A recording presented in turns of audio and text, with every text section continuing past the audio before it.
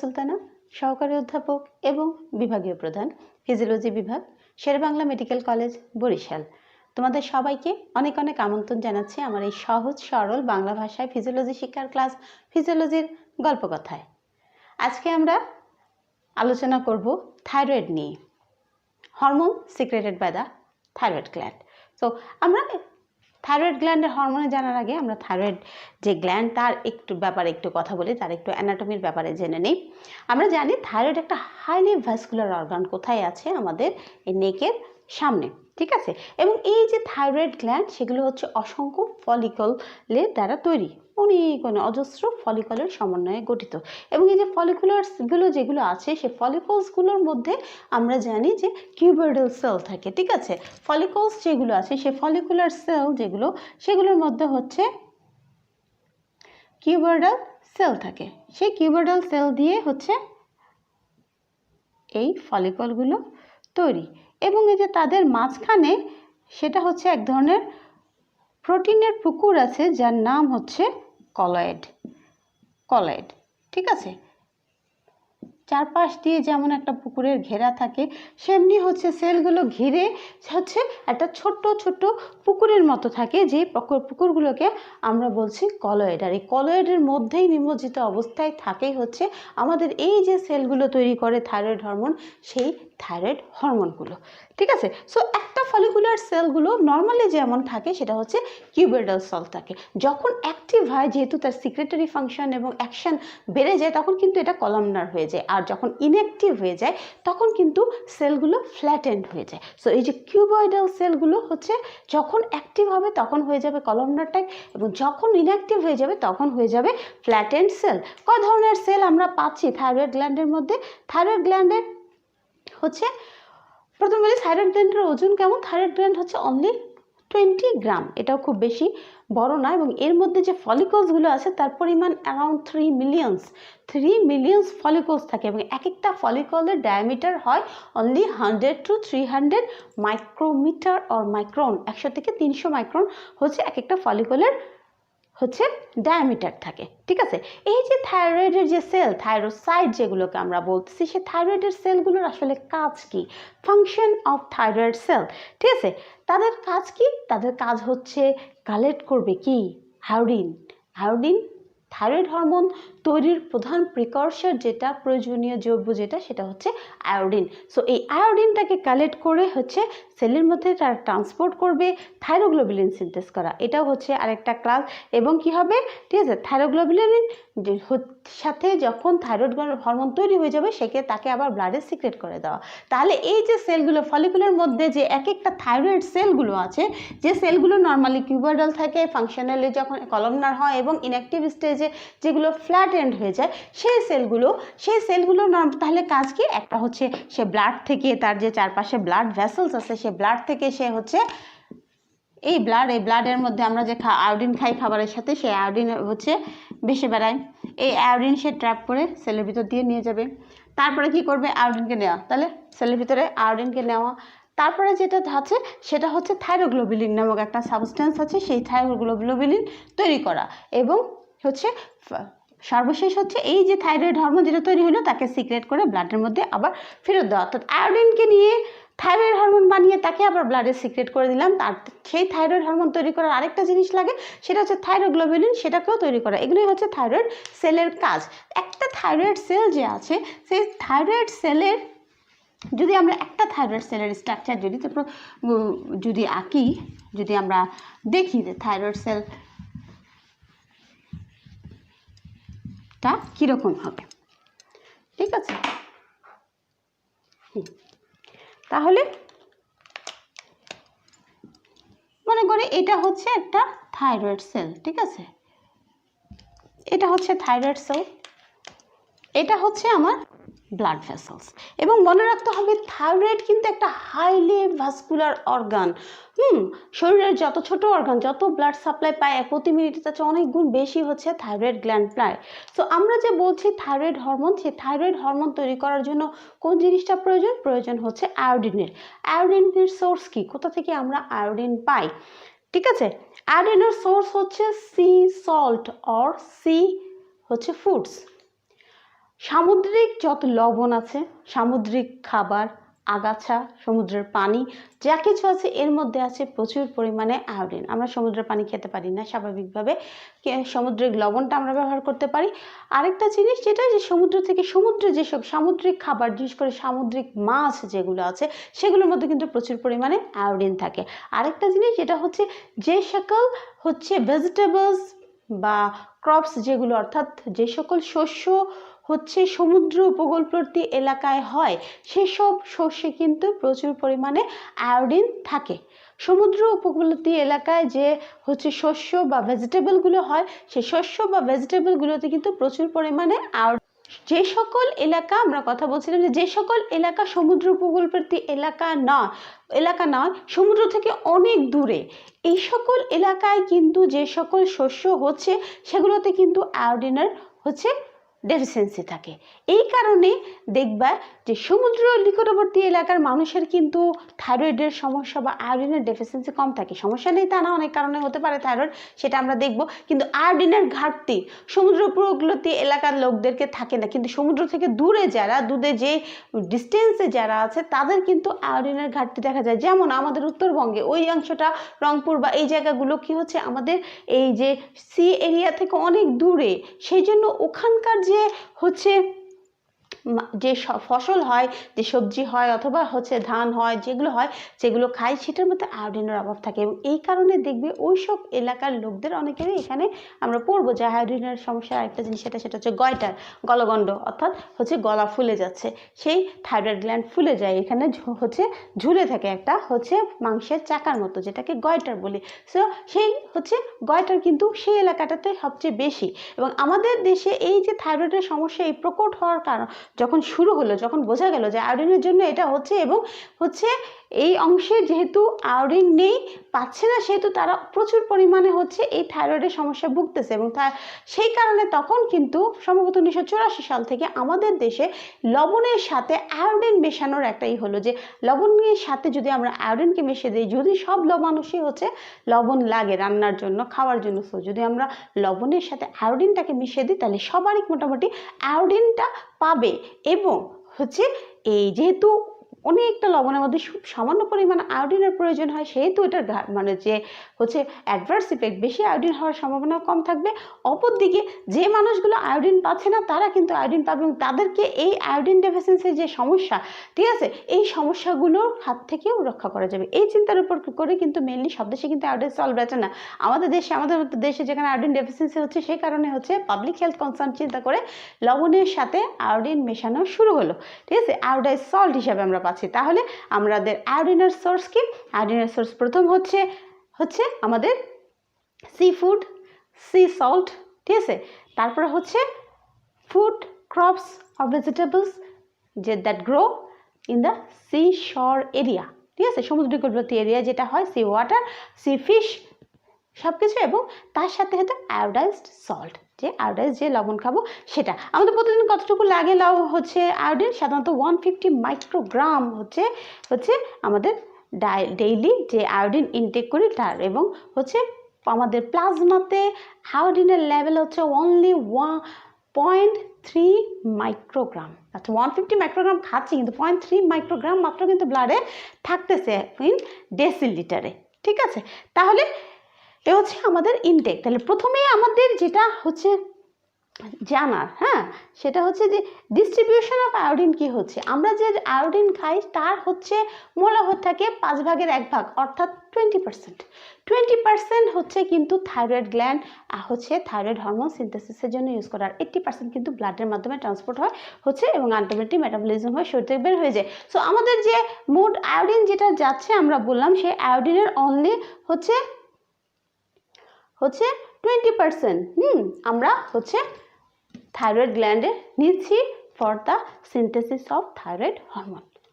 তো what are the steps of synthesis of thyroid hormone? আমরা main পড়াশোনায় চলে আসছি। আমাদের পরীক্ষায় এন্ডোক্রাইনোলজি পরীক্ষা মানেই হচ্ছে যে প্রশ্নটা সবচেয়ে কমন, প্রথম হচ্ছে ক্লাসিফিকেশন অফ হরমোন, ঠিক আছে, mechanism of action of hormone.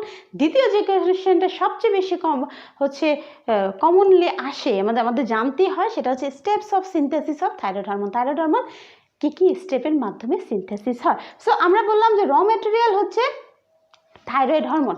এখন কথা হচ্ছে যে আমাদের যে বললাম থাইরয়েড গ্ল্যান্ড, এটা তো আসলে কয় ধরনের, শুধুই কি থাইরয়েড সিক্রেশন করে থাইরয়েড গ্ল্যান্ড? না, আমাদের এই থাইরয়েড গ্ল্যান্ডে দু ধরনের সেল আছে, একটা হচ্ছে ফলিকুলার সেল, একটা হচ্ছে প্যারাফলিকুলার সেল। ফলিকুলার সেলগুলো যখন থাকে ওটার পাশে প্যারালালি কিছু সেল থাকে, এগুলোকে আমরা বলি প্যারাফলিকুলার সেল। সো ফলিকুলার সেল থেকে আমরা থাইরয়েড হরমোনস পাচ্ছি, আর প্যারাফলিকুলার সেল থেকে আমরা পাই ক্যালসিটোনিন, যেটা হচ্ছে ক্যালসিয়াম হোমিওস্টেসিসের সাথে যুক্ত আছে, যেটা আমরা পড়ব ক্যালসিটোনিন। সো আমরা বললাম থাইরয়েড গ্ল্যান্ড যেটা আছে সেই গ্ল্যান্ডে দুই ধরনের সেল থাকে, একটা হচ্ছে ফলিকুলার সেল, ফলিকল যেটা হচ্ছে থাইরয়েড গ্ল্যান্ড হরমোন সিনথেসিসের সাথে যুক্ত, আর একটা হচ্ছে প্যারাফলিকুলার সেল। থাইরয়েড গ্ল্যান্ডের প্যারালালি থাকে ছোট ছোট সেল, সেগুলো হচ্ছে প্যারাফলিকুলার সেল। এই প্যারাফলিকুলার সেলগুলোর কাজ হচ্ছে ক্যালসিটোনিন সিক্রেশন করা, যেটা হচ্ছে ক্যালসিয়াম হোমিওস্টেসিসের সাথে যুক্ত থাকে। সো ফলিকুলার সেল যেগুলো আমরা যেটা নিয়ে কথা বলছিলাম যে কিউবয়েডাল সেল থাকে, সেই কিউবয়েডাল সেলগুলো হচ্ছে একটা সেলকে আমরা এখানে আঁকলাম, যে সেলটা নিয়ে আমরা এখন স্টেপস অফ থাইরয়েড হরমোন নিয়ে কথা বলবো। ঠিক আছে, so what are the steps of thyroid hormone synthesis? প্রথম স্টেপ, আমি যে আয়োডিন খেলাম সেটা আলটিমেটলি আয়োডাইড হয়, এবং এই আয়োডাইডটাকে আমাকে সেলের ভিতর ঢুকাতে হবে। So first step 1 of synthesis of thyroid hormone, synthesis of thyroid hormone যেটার নাম হচ্ছে iodine trapping, iodide trapping or iodide pump. তোমরা অনেকে আয়োডিন বলো, আয়োডিন না, আয়োডিন যেটা ব্লাডে ঘুরে বেড়াচ্ছে সেটা আয়োডাইড ফর্ম, এবং আয়োডাইড 5টা হচ্ছে ionised form. So iodide trapping or iodide pump. আমরা এই যে সেলটা দেখতেছি, এই সেলটার আমরা যে ব্লাডের সাইডের যে সেলটাকে দেখতেছি এটা আমরা বলি হচ্ছে বেজাল লেয়ার। ঠিক আছে, এটা হচ্ছে ল্যাটারাল পার্ট, আর এটা হচ্ছে ইপিক্যাল পার্ট। ইপিক্যাল পার্টের এখানে কিন্তু আমার সেই পুকুর যেটার নাম হচ্ছে কলয়েড। ঠিক আছে, যেটার নাম হচ্ছে কলয়েড, এখানে একটু গোলাপি দিয়ে বাঁকলে হয় কারণ এটা হচ্ছে পার্পল কালারের সিক্রেশন থাকে। আমরা এটা যদি ইয়েতে দেখি, এইখানে হচ্ছে আমার কলয়েডের নদী বা কলয়েডের পুকুর, যেটাই আমরা বলি না কেন, সেই কলয়েডের পুকুর। আর এখানে হচ্ছে ব্লাড যেখানে আয়োডিন ঘুরে বেড়াচ্ছে, এই হচ্ছে আমার ফলিকুলার সেল, যেখানে থেকে আমরা ধীরে ধীরে থাইরয়েড হরমোন তৈরি করব। সো প্রথম স্টেপ আমরা যেটা বললাম, 1 নাম্বার স্টেপ, সেটা হচ্ছে স্টেপ 1 হচ্ছে iodide pump or iodide trapping।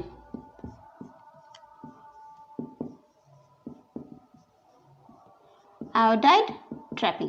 ঠিক আছে, তাহলে iodide pump or other pump যেহেতু বলছে, ঠিক আছে, যেহেতু পাম্প বলছি তার মানে এখানে একটা ট্রান্সপোর্ট মেকানিজম আছে যেটা আয়োডিনকে প্লাম্প করবে। এখন আমার ব্লাডের মধ্যে আমি যে আয়োডিন গ্যাস্ট্রোইন্টেস্টাইনাল ট্র্যাক্ট থেকে রিঅ্যাবজর্পশন হলো, সেই রিঅ্যাবজর্পশন হওয়ার পর ব্লাডে আসলো, আমরা বললাম এর 20% হচ্ছে চলে আসবে হচ্ছে আমার ফলিকুলার সেলে, এবং আয়োডিনটা হচ্ছে আয়োনাইজড স্টেজে, যেটার নাম হচ্ছে আয়োডাইড। এই আয়োডাইডকে ট্রান্সপোর্ট করব, যেহেতু এটা একটা আয়ন, এটাকে ট্রান্সপোর্ট করতে হলে আমার একটা ট্রান্সপোর্ট পাম্প লাগবে, যেটার নাম আমি বলছি আয়োডাইড পাম্প। এ কি করবে তখন, কি বলে, এটার নাম হচ্ছে সোডিয়াম আয়োডাইড সিম্পোর্ট। এটা হচ্ছে সেকেন্ডারি অ্যাক্টিভ ট্রান্সপোর্ট, যেটা হচ্ছে সোডিয়াম এবং আয়োডাইড মিলে হচ্ছে সেলের ভিতরে ঢুকবে।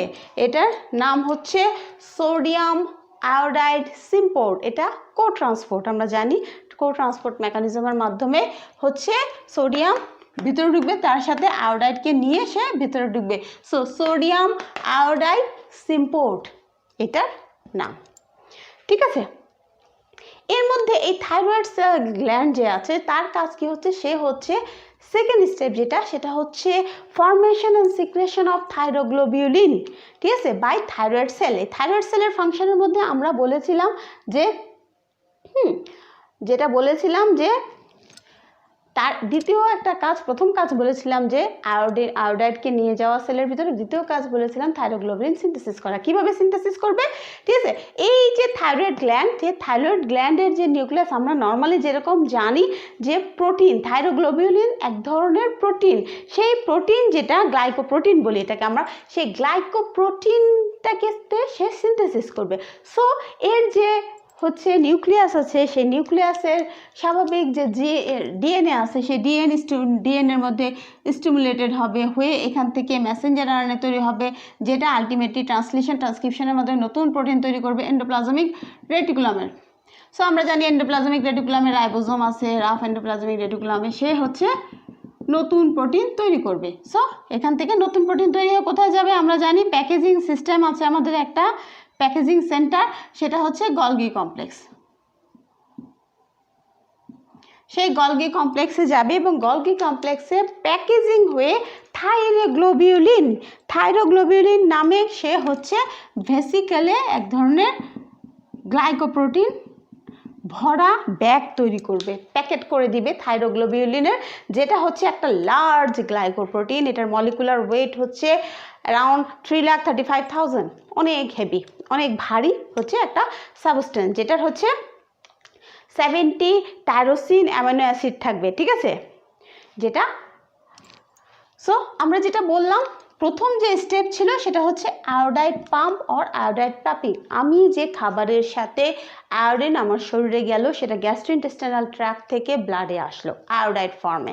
এই আয়োডাইড ফর্মে ব্লাডে যাচ্ছে, যখন হচ্ছে থাইরয়েড গ্ল্যান্ডের এখানে গেল, থাইরয়েড গ্ল্যান্ডের প্রথম তার হচ্ছে আয়োডিনকে নেওয়া শুরু করলো। আমাদের যে টোটাল আয়োডিন তার 20% হচ্ছে চলে আসে থাইরয়েড গ্ল্যান্ডে থাইরয়েড হরমোন সিনথেসিস করার জন্য। সেই আয়োডিনটা প্রথম স্টেপ আমার সিনথেসিস, যে আয়োডিন ব্লাড থেকে আমি নিব, আমার সেলের ভিতরে ঢুকাবো, এটাকে আমরা বলতেছি iodide pump or iodide trapping. Trap করে ফেলবো আয়োডিনকে। কীরকম করে? আমার এখানে আমার যে বেজাল লেয়ার আছে থাইরয়েড ফলিকুলার যে সেল, সেই ফলিকুলার সেলের বেজাল লেয়ারের মধ্যে হচ্ছে একটা পাম্প, যেটার নাম হচ্ছে সোডিয়াম আয়োডাইড সিম্পোর্ট মেকানিজম। এটা সেকেন্ডারি অ্যাক্টিভ ট্রান্সপোর্ট মেকানিজম, যার কাজ হচ্ছে এই ব্লাডের আয়োডাইডকে হচ্ছে সোডিয়ামের সাথে সেলের ভিতরে ঢোকানো। এরপরে যেটা, সে আয়োডাইড তো ঢুকলো, সে কাজ করবে কার সাথে? আয়োডাইডের সাথে থাইরোগ্লোবিউলিন না হলে কখনো থাইরয়েড হরমোন তৈরি করা যাবে না, সেই কারণে থাইরোগ্লোবিউলিন লাগবে। থাইরোগ্লোবিউলিন কোথা থেকে আসবে? থাইরোগ্লোবিউলিন থাইরয়েড সেলগুলো তারা হচ্ছে এই গ্লাইকোপ্রোটিনটা তৈরি করে, একটা হাই মলিকুলার ওয়েট গ্লাইকোপ্রোটিন 3,35,000, যার হচ্ছে মলিকুলার ওয়েট, যেটা নর্মাল প্রোটিন তৈরি করার যে মেকানিজম, ডিএনএকে স্টিমুলেশন করা, মেসেঞ্জার আরএনএ তৈরি করা, তারপরে গিয়ে রাইবোজোমের মাধ্যমে ট্রান্সক্রিপশন প্রসেসের ট্রান্সলেশনের মাধ্যমে হচ্ছে আমাদের নতুন প্রোটিন তৈরি করে, এবং এই প্রোটিন এন্ডোপ্লাজমিক রেটিকুলাম থেকে গলগি কমপ্লেক্সে যাবে, গলগি কমপ্লেক্সে গিয়ে একটা প্যাকেট করে তাকে ছেড়ে দিবে সাইটোপ্লাজমের মধ্যে। সাইটোপ্লাজমে যখন এই ভেসিকলসটা আসবে আমরা দেখব যে এরকম ছোট ছোট প্যাকেটের মধ্যে হচ্ছে সেই যেটা থাইরোগ্লোবিউলিন নামক গ্লাইকোপ্রোটিনে ভরা, এবং ওরা এসে কি করবে? ওরা এসে এপিক্যাল লেয়ারের মধ্যে হচ্ছে এই এপিক্যাল লেয়ারের মধ্যে এসে এই যে প্যাকেটটা তৈরি হলো অর্থাৎ ভেসিকলসটা তৈরি হলো, সে ভেসিকলসটা এসে এই এপিক্যাল লেয়ারের সাথে বাইন্ড করবে, এবং বাইন্ড করে সে কি করবে? এই থাইরোগ্লোবিউলিনকে এক্সোসাইটোসিসের মাধ্যমে ছেড়ে দেবে। কোথায় ছেড়ে দেবে? সেই কলয়েডের মধ্যে, যেটাকে পুকুরের মধ্যে, যেটাতে সে নিমজ্জিত আছে। সব ফলিকুলার সেলের মাঝখানে যে পুকুরটা আছে, সেই পুকুরটা যেটাকে আমরা বলতেছি কলয়েড, সেই কলয়েডের মধ্যে কিন্তু ছেড়ে দিবে। এই থাইরোগ্লোবিউলিন হচ্ছে কলয়েডে চলে আসলো। সো এক্সোসাইটোসিসের মাধ্যমে আলটিমেটলি হচ্ছে আমরা থাইরোগ্লোবিউলিন পেয়ে গেলাম। তাহলে সেকেন্ড স্টেপ হচ্ছে সিনথেসিস। 2 নাম্বার যেটা স্টেপ সেটা হচ্ছে formation and secretion of thyroglobulin. So second stage formation and secretion of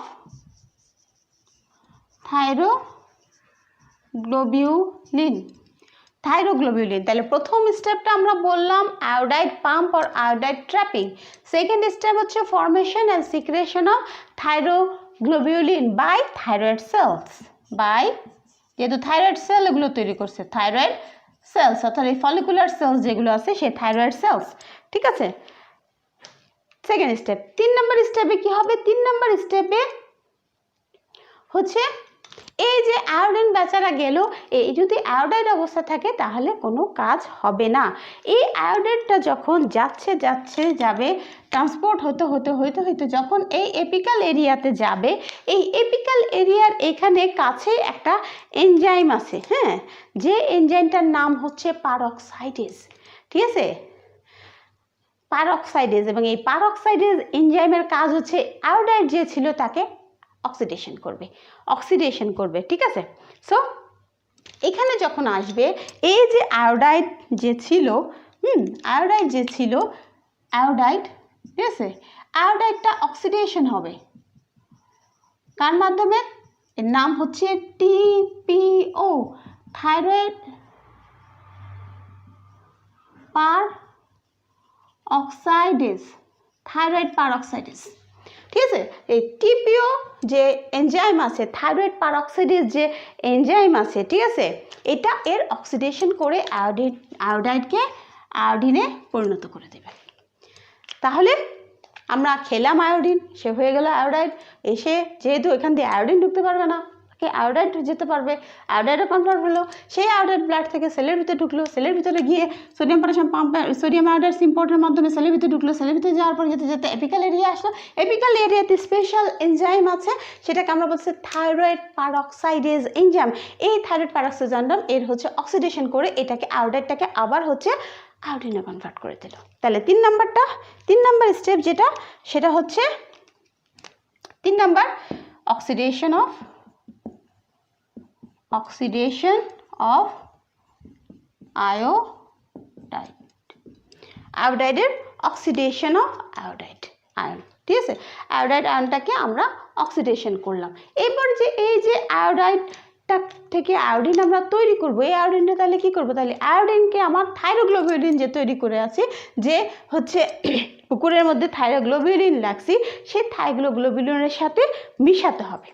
so binding 4 number step হচ্ছে, এটাকে বলা হয় অর্গানিফিকেশন, ঠিক আছে, অর্গানিফিকেশন অফ থাইরোগ্লোবিউলিন, অর্থাৎ অর্গানিফিকেশন করা, সহজ কথায় হচ্ছে আয়োডিনেশন করা, থাইরোগ্লোবিউলিনকে আয়োডিনের সাথে মিক্স করা, এটাকে আয়োডিনেশন অফ হচ্ছে টাইরোসিন বলা হয়, অথবা অর্গানিফিকেশন অফ থাইরোগ্লোবিউলিন। যদি থাইরোগ্লোবিউলিন থেকে চিন্তা করি তাহলে অর্গানিফিকেশন অফ থাইরোগ্লোবিউলিন, যদি আয়োডিন থেকে চিন্তা করি তাহলে আয়োডিনেশন অফ দ্য টাইরোসিন, ঠিক আছে। যেহেতু এটাতে টাইরোসিন থাকে, যেহেতু থাইরোগ্লোবিউলিনের টাইরোসিন আমরা বলেছিলাম 70 অ্যামাইনো অ্যাসিড টাইরোসিনের। সো তাহলে আমরা এখানে দেখলাম 3 নাম্বার স্টেপে আয়োডিন অক্সিডেশন হয়ে আয়োডাইড অক্সিডেশন হয়ে আয়োডিনে পরিণত হলো। এরপরে আয়োডিনকে হচ্ছে কম্বাইন করতে হবে থাইরোগ্লোবিউলিনের সাথে। তাহলে 4 নাম্বার স্টেপ আমরা বললাম, 4 নাম্বারে বললাম iodination of tyrosine or organification of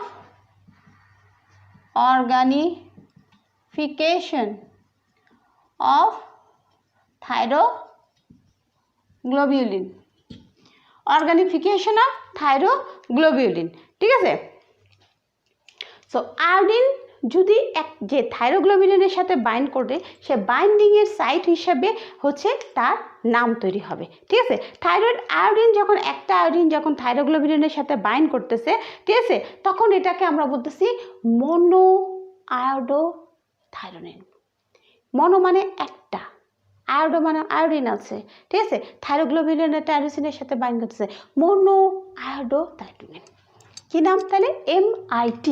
তাহলে আয়োডিনেশন আর অর্গানিফিকেশনে আমরা যেটা বলছি যে যখন একটা হচ্ছে এসে বাইন্ড করবে থাইরোগ্লোবিউলিনের সাথে, তখন এটাকে আমরা বলতেছি মনো আয়োডোথাইরোনিন। আর যখন দুটো আয়োডিন এসে থাইরোগ্লোবিউলিনের সাথে বাইন্ড করতেছে, এটাকে আমরা বলি ডাই আয়োডোটাইরোসিন। তাহলে ওই যে ডেরিভেটিভস অফ অ্যামাইনো অ্যাসিড টাইরোসিনের সাথে, টাইরোসিনে যে আছে সেই টাইরোসিনের সাথে আয়োডিনটাকে বাইন্ডিং হচ্ছে। তাহলে যখন একটা বাইন্ডিং হতেছে, যেমন কি হচ্ছে এটা হচ্ছে একটা হচ্ছে এরকম টাইরোসিনের অ্যামাইনো অ্যাসিডের হচ্ছে চেইন আমরা জানি অ্যামাইনো অ্যাসিড সিকোয়েন্স থাকে, সেই সিকোয়েন্সের মাধ্যমে একটা প্রোটিন তৈরি করা যায়। সেই প্রোটিনের যে জায়গা সেখানে সে বাইন্ড করতেছে, যখন একটা আয়োডিন এসে বাইন্ড করতেছে তখন এটা আমরা বলতেছি মনো আয়োডো। যখন দুটো বাইন্ড হচ্ছে, যেহেতু দুটো হচ্ছে, ঠিক আছে, সেই জন্য এটাকে বলতেছি ডাই আয়োডোটাইরোসিন। তাহলে তখন আমরা হচ্ছে আয়োডিন বা অর্গানিফিকেশনের মাধ্যমে আমরা পাচ্ছি DIT, MIT and DIT, mono আয়োডোটাইরোসিন R die আয়োডোটাইরোসিন। এবং এটা কোথায় পাচ্ছি? এখানেই আছে কিন্তু, DIT, MIT, ঠিক আছে, এসবই পাচ্ছি এখানে। এবং এই যে আমি মনো আর হচ্ছে ডাই বানালাম, এই ডাই মনো এমনি থাকতে পারবে না, ঠিক আছে, তারা আবার হচ্ছে কাপলিং করে। সো 5 নাম্বার যেটা সর্বশেষ আমাদের স্টেপ সেটা হচ্ছে কাপলিং রিয়াকশন। 5 নাম্বার হচ্ছে কাপলিং।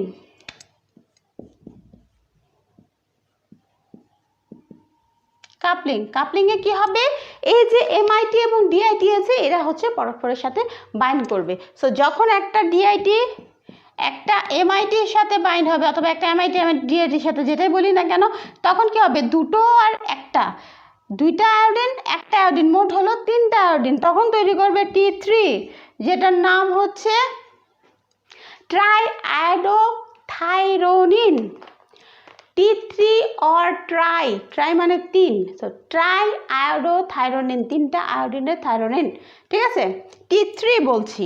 আর যখন একটা ডিআইটি আরেকটা ডিআইটির সাথে, একটা ডিআইটি যখন 1 ডিআইটি প্লাস ডিআইটি হবে, তাহলে 2 2 4, তখন পাবো আমরা T4, যেটার নাম হচ্ছে টেট্রা আয়োডোথাইরোনিন অর আরেক নাম হচ্ছে থাইরক্সিন। এই T3 এবং T4 যে দুটো আছে, এই T3 T4ই হচ্ছে থাইরয়েড হরমোনের হচ্ছে থাইরয়েডের মূল হরমোন। সো আমরা যেটা বলছিলাম সেটা হচ্ছে the steps of synthesis of thyroid hormone. Steps of synthesis of thyroid হরমোনে আমরা বললাম 5টা স্টেপ আছে। প্রথম স্টেপটা কি, আয়োডিন র মেটেরিয়াল কি, আয়োডিন থাইরয়েড হরমোন সিনথেসিসের আয়োডিন। আয়োডিন কোথা থেকে আমরা পেতে পারি, আয়োডিন আমরা পাই সামুদ্রিক খাবার, সি ফুড অথবা সামুদ্রিক মাছ, সি ফিশ, সি সল্ট, অর্থাৎ সমুদ্রে যত জিনিস আছে, অথবা সমুদ্র উপকূলবর্তী এলাকায় যেসব শস্য খাবার আছে তার ভিতরে। আরেকটা জিনিস পেতে পারি কি, আমাদের এখন যে আয়োডাইজ সল্ট পাওয়া যায়, লবণের সাথে আয়োডিন মিশিয়ে বিক্রি করা হয়, সেই হচ্ছে আয়োডাইজ সল্টের মধ্যে আমরা পেতে পারি। কি হবে, আমরা যে আয়োডিন খাচ্ছি গ্যাস্ট্রোইন্টেস্টাইনাল ট্র্যাক্টে যাচ্ছে, সেখান থেকে যে হচ্ছে আয়োডাইডটা হচ্ছে ব্লাডে চলে আসতেছে আয়ন ফর্মে, আয়োডিনটা আয়োডাইড হিসাবে। সেই আয়োডাইডটা যেটা ব্লাডে আসতেছে তার 20% থাইরয়েড গ্ল্যান্ড হচ্ছে নিয়ে নিচ্ছে কি করার জন্য, থাইরয়েড হরমোন সিনথেসিস করার জন্য। এই যে আয়োডাইডটা সে যাবে কি করে, যেহেতু যেতে হবে সে আয়নের ফর্ম, সে তো সেল মেমব্রেন দিয়ে যেতে পারবে না, যেহেতু যেতে পারবে না তাহলে এখানে তার একটা গেট থাকতে হবে যেটা দিয়েও যেতে পারে। সেখানেই আছে হচ্ছে আমাদের সোডিয়াম আয়োডাইড সিম্পোর্ট, অর্থাৎ এখানে স্পেশাল একটা গেট আছে যেখান দিয়ে সোডিয়াম আয়োডাইড ঢুকবে হচ্ছে সোডিয়াম আয়োডাইড সিম্পোর্টের মাধ্যমে, এবং এর মাধ্যমে আয়োডিন হচ্ছে সেলের ভিতরে ঢুকবে। এবং সেলের ভিতরে আয়োডিন যে ঢুকতেছে সেটা কিন্তু ব্লাডের চেয়ে অনেক গুণ কনসেন্ট্রেশন করতে পারে, 250 গুণও করে ফেলতে পারে সে সেলের ভিতরে আয়োডিনের কনসেন্ট্রেশন, ব্লাডে যে কনসেন্ট্রেশন আছে তার চেয়ে অ্যাক্টিভ, যখন ওভার অ্যাক্টিভ হতে পারে তখন। সো অনেক বেশি কনসেন্ট্রেশন আয়োডিনের, ধীরে ধীরে আয়োডিন ঢুকতে থাকে সেলের ভিতরে আয়োডিনের কনসেন্ট্রেশন বাড়তে থাকে। এখন থাইরয়েড তৈরি করার জন্য আমার আরেকটা জিনিস লাগবে, তার নাম হচ্ছে থাইরোগ্লোবিউলিন। এবং এই থাইরোগ্লোবিউলিন তৈরি করবে থাইরয়েড সেল, যে ফলিকুলার সেল যেগুলো আছে সেই সেলগুলো থাইরোগ্লোবিউলিন তৈরি করবে। কীভাবে তৈরি করবে, নর্মাল হচ্ছে প্রোটিন যেরকম করে তৈরি করা হয়, নিউক্লিয়াসের প্রোটিন ডিএনএ স্ট্র্যান্ড থেকে মেসেঞ্জার আরএনএ তৈরি করা ট্রান্সক্রিপশনের মাধ্যমে, তারপরে হচ্ছে এন্ডোপ্লাজমিক রেটিকুলামে যাওয়া ট্রান্সলেশন পদ্ধতির মাধ্যমে নতুন প্রোটিন তৈরি করা। এই যে প্রোটিনটা সেটা আবার যাবে আমরা জানি গলগি কমপ্লেক্সে যায়, সেখানে গিয়ে একটা প্যাকেট হয়। সো এই যে থাইরোগ্লোবিউলিন সিনথেসিস করলো হচ্ছে থাইরয়েড সেল, সেটা একটা ছোট হচ্ছে প্যাকেটের মতো করে ছোট্ট প্যাকেটের মতো ভেসিকলসের মতো করে সাইটোপ্লাজমে ছেড়ে দেয়, যেগুলোকে ভেসিকলস, যেটাতে হচ্ছে গ্লোবিউলিন থাকে। এই থাইরোগ্লোবিউলিনের ভেসিকলসগুলো পরে এখানে যে এপিক্যাল মেমব্রেন, এখান থেকে যেটা ঢুকছিল সেটাকে আমরা বলছিলাম বেসাল মেমব্রেন, এটা হচ্ছে ল্যাটারাল মেমব্রেন, এদিকে হচ্ছে তার এপিক্যাল মেমব্রেন। এপিক্যাল মেমব্রেনের এখানে গিয়ে ভেসিকলসটা এপিক্যাল মেমব্রেনের সাথে বাইন্ড হয়ে যাবে, বাইন্ড হয়ে গিয়ে তার ভিতরের যে কন্টেন্ট, আমরা সবাই সেই ট্রান্সপোর্ট মেকানিজমের মধ্যে একটা পার্ট জানি, এক্সোসাইটোসিস আর এন্ডোসাইটোসিস। সো এক্সোসাইটোসিসের মাধ্যমে সে তার ভিতরের কন্টেন্টটাকে থু করে বেড়ে ফেলে দেবে, ঠিক আছে, সেল ভমিটিং যেটা আমরা বলেছিলাম। সো সেটা চলে আসবে কলয়েডের মধ্যে, সে কলয়েডের নদী বা পুকুর যেখানের মধ্যে, সেখানে হচ্ছে থাইরোগ্লোবিউলিন চলে আসবে। থাইরোগ্লোবিউলিন কী জিনিস আমরা জানি, থাইরোগ্লোবিউলিন হচ্ছে একটা হাই হচ্ছে মলিকুলার ওয়েটের গ্লাইকোপ্রোটিন, যেটার মলিকুলার ওয়েট হচ্ছে 3,35,000-এর অ্যারাউন্ড। সো এটা চলে যাবে। এখন এই কলয়েডের মধ্যে থাইরোগ্লোবিউলিন রইল, সে অপেক্ষা করছে কার জন্য, আয়োডিনের জন্য। আয়োডিন না আসলে তো সে হরমোন তৈরি করতে পারবে না। তাহলে এই যে আয়োডাইড যেটা সেলের ভিতরে যাচ্ছিল, সে যাচ্ছে সেল দিয়ে যাচ্ছে, এইখানে যখন হচ্ছে এই এপিক্যাল এরিয়াতে দিকে আসলো, সেই এপিক্যাল এরিয়াতে আছে একটা স্পেশাল হচ্ছে এনজাইম যার নাম হচ্ছে টিপিও, থাইরয়েড পারঅক্সাইডেজ। এই থাইরয়েড পারঅক্সাইডেজের কাজ হচ্ছে অক্সিডেশন অফ আয়োডিন করা। তাহলে 3 নম্বর স্টেপে আমরা আয়োডাইড সিনথেসিসের প্রথম স্টেপ বললাম আয়োডাইড পাম্প আর আয়োডাইড ট্র্যাপিং, দ্বিতীয় হচ্ছে ফর্মেশন আর secretion of thyroglobulin by thyroid cell, 3 number যেটা সেটা হচ্ছে oxidation of iodide ion to iodine. তাহলে এই যে টিপিও থাইরয়েড পারঅক্সিডেজ এনজাইম আছে, সে থাইরয়েড পারঅক্সিডেজ এনজাইম আয়োডাইড যেটা ছিল তাকে অক্সিডেশনের মাধ্যমে আয়োডিনে কনভার্ট করলো। সে আয়োডিনে চলে আসলো কলয়েডের মধ্যে, সে এখন খুলে হচ্ছে ঘুরতে ঘুরতে খুঁজতেছে থাইরোগ্লোবিলিন কোথায় আছে কোথায় আছে কোথায়, তারপরে দেখা হয়ে গেল থাইরোগ্লোবিলিনের সাথে, সে থাইরোগ্লোবিলিনের সাথে তখন সে বাইন্ড করলো। সে যখন একটা হচ্ছে আয়োডিনের সাথে বাইন্ড করলো থাইরোগ্লোবিলিন, তখন এটার নাম হয়ে গেল MIT।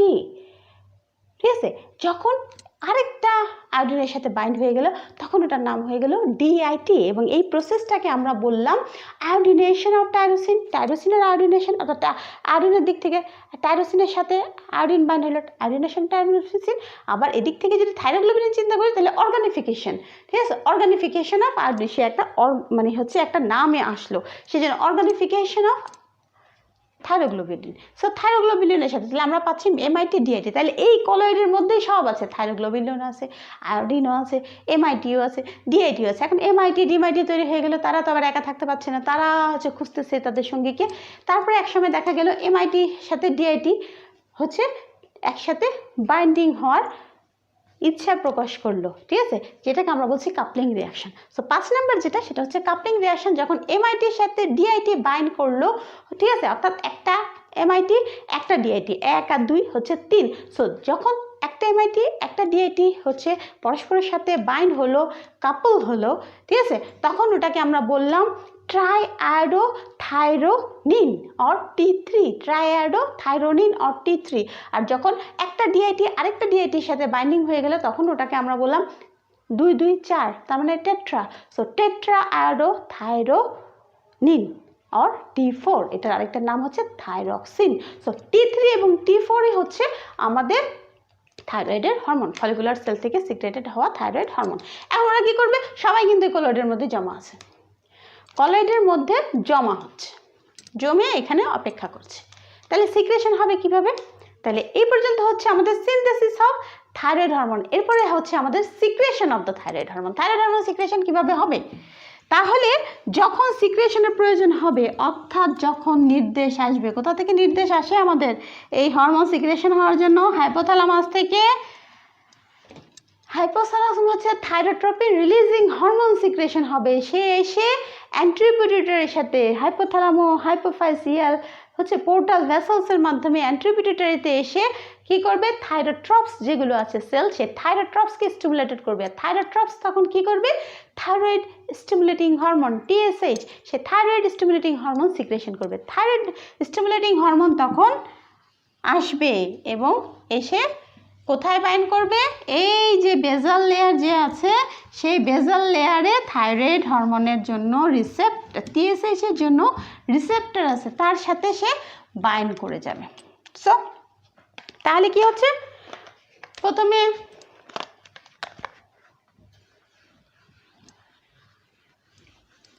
তাহলে কখন secretion of the thyroid gland, প্রথমে হচ্ছে আমার হাইপোথ্যালামাস, পিটুইটারি। তাহলে এখানে যখন হাইপোথ্যালামাস থেকে যখনই হচ্ছে থাইরয়েডের সিক্রেশনের প্রয়োজন হয়, ইনফরমেশন যাচ্ছে হচ্ছে হাইপোথ্যালামাস, হাইপোথ্যালামাস অ্যান্ট্রিপিটুইটারিতে যাচ্ছে, অ্যান্ট্রিপিটুইটারি থেকে সিক্রেশন থাইরোট্রপসকে স্টিমুলেশন করছে, সিক্রেট হচ্ছে TSH থাইরয়েড স্টিমুলেটিং হরমোন, এখান থেকে সিক্রেটেড হচ্ছে TRS thyrotropin releasing hormone. Thyrotropin releasing hormone অ্যান্ট্রিপিটুইটারির উপর থাইরোট্রপসের উপর কাজ করে, সেখান থেকে থাইরয়েড স্টিমুলেটিং হরমোন সিক্রেট করাচ্ছে। এই থাইরয়েড স্টিমুলেটিং হরমোন সে এসে বাইন্ড করবে কোথায়, এই বেজাল লেয়ারে, এখানে তার রিসেপ্টর আছে, রিসেপ্টর ফর TSH, এটার সাথে সে বাইন্ড করলো, বাইন্ড করে ইনফরমেশন পাঠালো যে থাইরয়েড সিক্রেশন করা লাগবে। যখন এই ইনফরমেশন পালো তখন কি হবে, হচ্ছে পুকুরের মধ্যে সব আছে, আছে থাইরোগ্লোবিলিন, আছে MIT, আছে DIT, সব আছে। তখন কি হবে,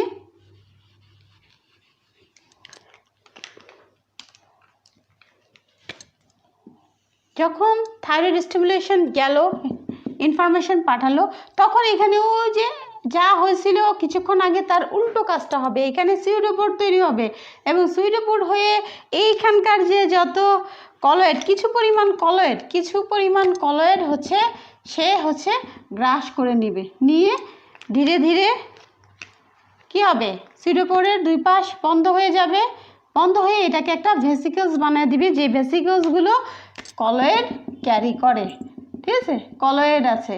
তাহলে এখানে হচ্ছে তারপরে এটা সেলের ভিতরে ঢুকে দেবে, যার নাম হচ্ছে এন্ডোসাইটোসিস। তো এন্ডোসাইটোসিসের মাধ্যমে সে হচ্ছে কিছু পরিমাণ কলয়েড, এক মুঠি মনে করে আমরা হচ্ছে আজল ভর্তি পুকুর থেকে পানি নিই, এরকম আজল করে পানি নিই, সে হচ্ছে এরকম আজলের মতো করে কলয়েড যতটুকু পাইলো সে এটাকে নিয়ে এসে সেলের ভিতরে ঢুকিয়ে দিল ভেসিকলস হিসেবে, যেটা কলয়েড গ্রহণ করে। এই কলয়েডের ভিতরে আমরা জানি সব আছে, কি কি আছে, এমআইটি, ডিআইটি, T3, T4, থাইরোগ্লোবিলিন সব আছে এটার ভিতরে। এই অতটুকু কলয়েড যে নিল সে, এই কলয়েডের মধ্যে কিন্তু সব আছে। তাদেরকে কি করবে তখন, এইটাকে তখন হচ্ছে লাইসোজোম এসে এটার সাথে বাইন্ড করবে, লাইসোজোম এসে বাইন্ড করে হচ্ছে আমরা জানি ফ্যাগোলাইসোজোম তৈরি করবে, ফ্যাগোসাইটোসিসের মতো ফ্যাগোলাইসোজোম তৈরি করবে এবং ধীরে ধীরে এটা থেকে প্রোটিন এনজাইম বের হবে, প্রোটিওলাইটিক এনজাইম বিক্রি হয়ে এটাকে ভাঙা শুরু করবে। আলটিমেটলি আমরা এখান থেকে পেয়ে যাব এমআইটি, ডিআইটি, T3, T4 কে আমরা চলে আসবে ব্লাডে, T3, T4 চলে আসবে ব্লাডে। এমআইটি, ডিআইটি দুটো কাজ হবে, একটা হচ্ছে তারা ভেঙে যেতে পারে, থাইরোগ্লোবিলিন হবে, সেটা আয়োডিন হবে, আয়োডাইন, এগুলো আবার রিইউজ হবে, আবার গিয়ে কলয়েডে গিয়ে সিক্রেশন হবে। সে থাইরোগ্লোবিলিন, আয়োডাইড, এমআইটি, ডিআইটি এরা আবার হচ্ছে সার্কেলের মতো আবার গিয়ে কলয়েডে সিক্রেশন হবে, আবার রিইউজের জন্য। আর এখানে আমার যেটা দরকার ছিল সেটা হচ্ছে T3 আর T4, অর্থাৎ ট্রাইআয়োডোথাইরোনিন এবং টেট্রাআয়োডোথাইরোনিন অর্থাৎ থাইরক্সিন, এরা হচ্ছে ব্লাডে চলে আসবে। এবং মনে রাখতে হবে T4 ইনঅ্যাক্টিভ স্টেজ, T3 হচ্ছে আমাদের থাইরয়েড হরমোনের অ্যাক্টিভ স্টেজ, ঠিক আছে, থাইরয়েড হরমোনের অ্যাক্টিভ স্টেজ। T4কে প্রথমে T3 হয়ে তারপরেই তার অ্যাকশন করতে হবে, আদারওয়াইজ কিন্তু অ্যাকশন করতে পারবে না। তো যখনই অ্যাকশন হবে তখনই কিন্তু হচ্ছে T4 T3-তে কনভার্ট হয়ে তারপরে হচ্ছে অ্যাকশন করবে। সো এখন যেটা আমাদের কথা, তাহলে সিক্রেশন হলো, secretion of the thyroglobulin, release of thyroglobulin, onset of action কি, থাইরোগ্লোবিলিন থাইরয়েড হরমোন মনে রাখতে হবে একটা স্লো হরমোন। থাইরয়েড হরমোন যখনই ব্লাডে চলে আসবে সে হচ্ছে বাইন্ড করে ফেলবে হচ্ছে, আমরা সবাই জানি প্লাজমা প্রোটিন কি হিসাবে, স্টোরেজ বাইন্ডার হিসেবে কাজ করে, বিভিন্ন ধরনের সাবস্টেন্স এটার সাথে বাইন্ড করে থাকে, ঠিক আছে, এদের সাথে বাইন্ড করে ফেলবো। আর যেটা সবসময় আমরা মনে রাখবো, যে যত বেশি প্লাজমা প্রোটিনের সাথে বাইন্ড করবে তার ডিউরেশন অফ অ্যাকশন বা ইফেক্ট অফ অ্যাকশন অত্যন্ত লম্বা, অর্থাৎ অনেক সময় ধরে ধীরে ধীরে সে হচ্ছে এই প্রোটিন থেকে ছাড়া পাবে আর কাজ করবে, কাজ করবে, ধীরে ধীরে কাজ করবে, যেন ওদের লঙ্গার ডিউরেশন অফ অ্যাকশন হয়। যারা বাইন্ডিং করবে না সরাসরি কাজ করবে বা অল্প বাইন্ডিং করবে তাদের কিন্তু শর্ট ডিউরেশন অফ অ্যাকশন হয়। এই জন্য হচ্ছে থাইরয়েডের সমস্যা হলে 1-2 দিনে কখনোই বোঝা যাবে না, মাস চলে যেতে হবে, 3 মাস পরে বুঝতে পারবো যে তার হচ্ছে থাইরয়েডের সমস্যা হচ্ছে, তার আগে কখনোই বোঝা যাবে না, এমনকি ব্লাড টেস্ট করেও পাওয়া যায় না অনেক সময়, এটা একটু মাথায় রাখতে হবে। সো ঠিক আছে, সেজন্য বলা হয় যে যদি আমরা দেখা যায় যে ইঞ্জেকশন দেওয়া হলো, ঠিক আছে, অনেক অ্যামাউন্টে, ঠিক আছে, থাইরক্সিন ইঞ্জেকশন দেওয়া হলো বাইরে থেকে দেখার জন্য, দেখা যায় যে 2-3 দিন এর কোনো ইফেক্ট নাই, ঠিক আছে, এবং শেষ পর্যন্ত দেখা যায় যে হাফ লাইফ চলে যাচ্ছে অ্যারাউন্ড 15 ডেজ, ঠিক আছে, 10 থেকে 12 দিনে গিয়ে একটা ম্যাক্সিমাম হচ্ছে তার হচ্ছে ফাংশনে আমরা পাচ্ছি। এবং এই জন্য half life of the thyroid গ্ল্যান্ডের যে থাইরয়েড হরমোন তার হাফ লাইফ বলতেছি আমরা 15 ডেজ। এবং এই যে হচ্ছে বাইন্ডিং যেহেতু করে, যা সিক্রেশন হয় তার অধিকাংশই হচ্ছে প্লাজমা প্রোটিনের সাথে বাইন্ডিং হয়ে যায়, এই জন্য অ্যাকশনটা হচ্ছে লঙ্গার ডিউরেশন অফ অ্যাকশন, বলা হয়ে থাকে 6 weeks to 2 months তাদের অ্যাকশন পারসিস্ট করে যায়। ঠিক আছে। তার আগে এই জন্য বোঝা যায় না যে থাইরয়েডের সমস্যা আছে কিনা। তা কার কার সাথে থাইরয়েড হরমোন বাইন্ড করে প্লাজমা প্রোটিনগুলোর সাথে? 99% অফ দ্য হচ্ছে থাইরয়েড হরমোন হচ্ছে প্লাজমা প্রোটিনের সাথে বাইন্ড করে, অনলি 1% হচ্ছে ফ্রি অবস্থায় থাকে। এই যে প্লাজমা প্রোটিন সেগুলো কোনগুলো? একটা হচ্ছে প্রথম যেটা, সেটা হচ্ছে thyroxine binding globulin, thyroxine binding globulin, তারপরে হচ্ছে থাইরক্সিন বাইন্ডিং প্রি অ্যালবিউমিন এবং অ্যালবিউমিন। এই তিনটা প্লাজমা প্রোটিনের সাথে হচ্ছে থাইরয়েড হরমোন বাইন্ডিং করে ব্লাডে থেকে যায় এবং ধীরে ধীরে রিলিজ হয়ে ধীরে ধীরে কাজ করে লঙ্গার ডিউরেশন অফ অ্যাকশন ধরে। তাহলে কি কি? তিনটা জিনিস আমরা বললাম, তিনটা প্লাজমা প্রোটিন হচ্ছে থাইরয়েড হরমোনের সাথে বাইন্ড করে। একটা হচ্ছে থাইরক্সিন বাইন্ডিং গ্লোবিউলিন, একটা হচ্ছে থাইরক্সিন বাইন্ডিং প্রি অ্যালবুমিন, ঠিক আছে, আর এটা হচ্ছে আরেকটা নাম আছে এটাকে বলা হয় ট্রান্সথেরিন, আর হচ্ছে অ্যালবিউমিন। এই তিন ধরনের প্লাজমা প্রোটিনের সাথে হচ্ছে বাইন্ড করে। এবং এই যে প্লাজমা প্রোটিনের সাথে বাইন্ডিংয়ের ক্ষমতা সবচেয়ে বেশি যেটা বাইন্ড করে সেটা হচ্ছে 67%। 67% অফ দ্য T4 হচ্ছে থাইরক্সিন বাইন্ডিং গ্লোবিউলিনের সাথে বাইন্ড করে। অপরদিকে T3 যেটা থাকে সেটা হচ্ছে সবচেয়ে বেশি বাইন্ড করে অ্যালবুমিনের সাথে 53%। আর থাইরক্সিন বাইন্ডিং গ্লোবিউলিনের সাথে T3 বাইন্ডিং হয় 46%-এ। আর প্রি অ্যালবুমিনের সাথে 20% বাইন্ডিং থাকে হচ্ছে T4, আর অনলি 1% বাইন্ডিং অবস্থায় থাকে হচ্ছে T3। তাহলে আমরা বললাম T3 সবচেয়ে বেশি বাইন্ডিং হয় অ্যালবুমিনের সাথে, T4 সবচেয়ে বেশি বাইন্ডিং হয় থাইরক্সিন বাইন্ডিং গ্লোবিউলিনের সাথে, যেটাকে TBG বলি, সেই বিল্ডিংয়ের সাথে হচ্ছে 67%। 53% অফ দ্য T3 অ্যালবুমিনের সাথে বাইন্ডিং করে হচ্ছে, আর 46% T3 বাইন্ডিং হয় হচ্ছে থাইরক্সিন বাইন্ডিং গ্লোবিউলিন থাকে, 1% T3 বাইন্ডিং হয় মাত্র পি অ্যালবুমিনের সাথে, আর 20% অফ দ্য হচ্ছে T4 বাইন্ডিং হয় হচ্ছে প্রি অ্যালবুমিনের সাথে, এবং 13% সবচেয়ে কম হচ্ছে বাইন্ডিং থাকে হচ্ছে যেটা অ্যালবুমিন, সেই অ্যালবুমিনের সাথে। এটা হচ্ছে প্লাজমা প্রোটিন যাদের সাথে হচ্ছে অ্যালবুমিন বাইন্ড করে। এখন হচ্ছে mechanism of action of thyroid hormone. আমরা মেকানিজম অফ অ্যাকশন অফ হচ্ছে হরমোন বলার সময় বলেছিলাম যে থাইরয়েড হরমোন একটা স্পেশাল হরমোন, কারণ এটার ক্লাসিফিকেশনে আমরা বলেছিলাম ডেরিভেটিভস অফ অ্যামাইনো অ্যাসিড টাইরোসিনের ডেরিভেটিভস এরা, এবং এরা কি করে, এদের হচ্ছে রিসেপ্টর হচ্ছে নিউক্লিয়াসে, এবং এই নিউক্লিয়াসে থাকার কারণে এরা হচ্ছে জিন এক্সপ্রেশনের মাধ্যমে অর্থাৎ জিন অ্যাক্টিভেশনের মাধ্যমে নতুন প্রোটিন তৈরি করার মাধ্যমে মূলত ফাংশন করে, নতুন প্রোটিন তৈরি করার মাধ্যমে। তাহলে এ যদি আমার সেল হয়, এ যদি আমার নিউক্লিয়াস হয়, এটা রিসেপ্টর, থাইরয়েডের যে রিসেপ্টর, সেই রিসেপ্টর হচ্ছে আমার নিউক্লিয়াসের ভেতরে। তাহলে T3 যেটা আছে আমরা জানি নর্মালি T4 যে আছে, সেই T4টা যখন আসে, T4টা T3-তে কনভার্ট হয়ে যায়, ঠিক আছে, কনভার্ট হয়ে T3-তে কনভার্ট হয়, এবং T3 এসে তখন এটার সাথে ঢুকবে, এটার সাথে হচ্ছে এই হরমোন বাইন্ড করবে। যখনই বাইন্ড করবে তখনই হচ্ছে ও জিন এক্সপ্রেশনের কাজ করে নতুন প্রোটিন তৈরি করবে, ঠিক আছে, নিউ প্রোটিন। একই রকম মাধ্যমে ট্রান্সলেশনের মাধ্যমে মেসেঞ্জার আরএনএ তৈরি করবে, মেসেঞ্জার আরএনএর কাছ থেকে সে হচ্ছে এন্ডোপ্লাজমিক রেটিকুলামের মাধ্যমে, ঠিক আছে, ট্রান্সলেশন করবে, করে নিউ প্রোটিন তৈরি করবে। এই নিউ প্রোটিন হচ্ছে মেনলি অ্যাকশন করবে, নিউ প্রোটিন, ঠিক আছে। এই নিউ প্রোটিন কি কি কাজ করবে মনে রাখতে হবে। থাইরয়েড হরমোন এমন একটা হরমোন যেটা আমাদের বডির প্রত্যেকটা সেলের ওপর কাজ করে, প্রত্যেকটা কোষের ওপর হচ্ছে থাইরয়েড হরমোন কাজ করে। প্রথম কাজ কি, সেলের উপর কি কাজ করতেছে, সেলের উপর যেটা কাজ করতেছে এই যে নতুন প্রোটিন তৈরি করতেছে, নতুন নতুন রাস্তা তৈরি করতেছে। তাহলে সে কি করতেছে, তার কি লাগে, এনার্জি লাগে, এই এনার্জি এটিপি লাগে, এটিপি সে ইউজ করে। ইউজের জন্য কি হয়, বডির এটিপি কমতে থাকে, আর বডির এটিপি যখন কমে যায় তখন চিন্তা কার উপর প্রেশার পড়ে, মাইটোকন্ড্রিয়ার উপর, কারণ মাইটোকন্ড্রিয়াকে তখন বেশি বেশি এটিপি তৈরি করতে হয়। তো এই বেশি বেশি এটিপি তৈরি করবে তো কোথা থেকে, সেটা করতে হবে আমাদের শরীরে যে খাবার আছে, সেটা গ্লুকোজ, প্রোটিন, ফ্যাট যা আছে এদেরকে ভেঙে ভেঙে তারপরে সে হচ্ছে এটিপি তৈরি করবে, অর্থাৎ আমার মেটাবলিজম বাড়াবে। এই কারণে হচ্ছে থাইরয়েড হরমোন হচ্ছে একটা metabolic hormone, highly metabolic hormone. কি কাজ করে থাইরয়েড হরমোন? সো প্রথম কাজ যেটা, সেটা হচ্ছে বিএমআর, হ্যাঁ, ঠিক আছে, বডি মাস ইন্ডেক্স, বিএমআর, ঠিক আছে, বিএমআর বাড়িয়ে দেয়, ঠিক আছে। ইনক্রিজ মেটাবলিজম, আমাদের যে আমরা বললাম যে থাইরয়েড হরমোন কাজ করবে, তার এটিপি লাগবে, এটিপি এর জন্য মাইটোকন্ড্রিয়া হচ্ছে কাজ বেশি করবে, এটাতে কিন্তু মাইটোকন্ড্রিয়ার ইফেক্ট কী হবে, মাইটোকন্ড্রিয়ার সংখ্যা বেড়ে যাবে, মাইটোকন্ড্রিয়ার আকার বেড়ে যাবে, তাহলে অনেক অনেক মাইটোকন্ড্রিয়া মিলে তখন কাজ করা শুরু করে দেবে, বেশি বেশি করে এটিপি তৈরি করা শুরু করে দেবে।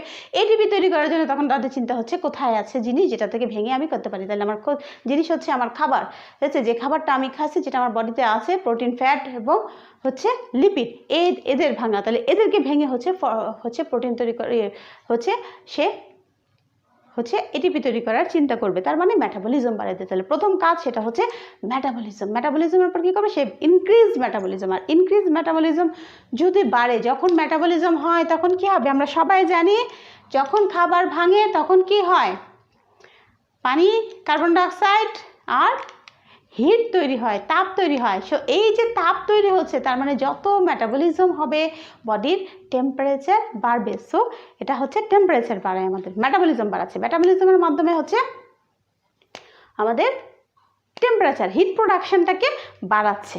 এই কারণে কি হয়, তাহলে আমরা চিন্তা করি কারো যদি থাইরয়েডের সমস্যা হয়, তো থাইরয়েড হরমোন কম থাকে, তাহলে তার মেটাবলিজম কম হবে, তার মানে তার বডিতে হিট প্রোডাকশন কম হচ্ছে, খাবার কম ভাঙতেছে, মেটাবলিজম কম, খাবার কম ভাঙতেছে শরীরের, তার মানে তার হিট প্রোডাকশন কম হচ্ছে, তার মানে তার বডিতে কী হবে, এইসব রোগীদের বলে কোল্ড ইনটলারেন্স থাকে। আমি সাথে সাথে বলে যাই তাহলে বুঝতে সুবিধা হবে। কোল্ড ইনটলারেন্স স্বাভাবিকভাবে তখন সে বলবে সে অল্পতেই গরমকালেও কাঁথা নিয়ে শুয়ে থাকবে, কারণ তার হচ্ছে ঠান্ডা লাগবে, তার বডির টেম্পারেচার তৈরি করতে পারছে না, হিট তৈরি করতে পারছে না। আর যাদের হাইপার হবে তাদের কি হবে, মেটাবলিজম অনেক অনেক বেড়ে গেছে, বেশি বেশি বেড়ে গেছে, তার মানে কি হিট প্রোডাকশন বেড়ে গেছে, শরীর পুরো হচ্ছে অগ্নিকুণ্ড হয়ে গেছে, তার মানে তার টেম্পারেচার বেশি থাকবে, সে গরম সহ্য করতে পারবে না। শীতকালেও সে দেখা যাবে পাখা ছেড়ে দিয়ে বসে আছে যে আমার গরম লাগছে, তার গরম সহ্য হচ্ছে না। সো এটা হবে হাইপারথাইরয়েডিজম, অর্থাৎ থাইরয়েড যদি বেড়ে যায়। তাহলে নর্মালি থাইরয়েডের কাজ কি, মেটাবলিজম, ইনক্রিজ মেটাবলিজম। তাহলে মেটাবলিজম যে করবে কার্বোহাইড্রেটের উপর তার কি ইফেক্ট, তারপরে কাজ হচ্ছে সে ব্লাড গ্লুকোজ লেভেল বাড়াবে। কিভাবে ব্লাড গ্লুকোজ লেভেল বাড়াবে, তার কাজ হচ্ছে যেহেতু বলছি বডিতে ডিপোজিশন আছে, ডিপোজিশন যেখানে আছে সেখান থেকে সে তুলে নিয়ে আসবে। সো লিভারে আছে গ্লাইকোজেন, লিভারে গ্লাইকোজেন আছে, সেই গ্লাইকোজেনকে সে টেনে নিয়ে আসবে, গ্লাইকোজেনোলাইসিস করাবে, গ্লাইকোজেনোলাইসিস করিয়ে সে কি করবে, গ্লাইকোজেনোলাইসিস থেকে গ্লুকোজ তৈরি করবে এবং তারপরে গ্লুকোজটাকে ভেঙে সে হচ্ছে হিট তৈরি করবে, মেটাবলিজম করাবে। সো লিভারে যে গ্লাইকোজেন আছে সেই গ্লাইকোজেনটাকে ভেঙে গ্লুকোজে পরিণত করবে, গ্লাইকোজেনোলাইসিস করবে এবং তারপরে গ্লাইকোলাইসিস করবে। সো গ্লাইকোলাইসিস করবে, গ্লাইকোজেনোলাইসিস করবে। আরেকটা জিনিস কি আছে, সেটা হচ্ছে আমরা যে জানি বাকি সোর্স থেকে হচ্ছে গ্লুকোজ তৈরি করার চেষ্টা করবে। সো গ্লুকোনিওজেনেসিস, সে গ্লুকোনিওজেনেসিস করবে। আরেকটা কি করবে, ইন্টেস্টাইন থেকে যে গ্লুকোজ আছে তাকে রিঅ্যাবজর্পশন করা করবে। তাহলে রিঅ্যাবজর্পশন করাইতে হলে তার কিন্তু কি হবে, রিঅ্যাবজর্পশনের যে আমার ইন্টেস্টাইনাল রিঅ্যাবজর্পশনের যে চ্যানেল, সে চ্যানেল বাড়াতে হবে। ইন্টেস্টাইনাল রিঅ্যাবজর্পশনের চ্যানেল বাড়াতে গেলেও এখানে তার প্রোটিন তৈরি করতে হবে, নতুন প্রোটিন যেগুলো চ্যানেল বাড়াচ্ছে, তার মানে এখানে কাজ করতে হচ্ছে বেশি, তার মানে তার এটিপি লাগতেছে বেশি, কারণ ওই চ্যানেলগুলোতে তার এটিপি ইউজ করতে হবে, সেই কারণে তার হচ্ছে মেটাবলিজম বাড়াতে হবে। সো ইন্টেস্টাইন থেকে সে গ্লুকোজ টানা শুরু করবে। তাহলে ইনক্রিজ কার্বোহাইড্রেট মেটাবলিজমের উপর ইফেক্ট কি, effect on carbohydrate metabolism. So effect on carbohydrate metabolism, কার্বোহাইড্রেটের উপর কি কাজ করবে, আমরা বললাম প্রথম যেটা কাজ, লিভারে হচ্ছে গ্লাইকোজেন আছে, সো গ্লাইকোজেনোলাইসিস, ইনক্রিজ গ্লাইকোজেনোলাইসিস, এবং গ্লাইকোজেনোলাইসিসের মাধ্যমে সে গ্লুকোজ পাবে, এরপরে সে গ্লুকোজ ভাঙবে, তাহলে গ্লাইকোলাইসিস, ঠিক আছে, গ্লাইকোলাইসিস করবে। তারপরে যেটা আমরা বললাম সেটা হচ্ছে ইন্টেস্টাইন থেকে রিঅ্যাবজর্পশন বাড়াতে, তাহলে ইনক্রিজ ইন্টেস্টাইনাল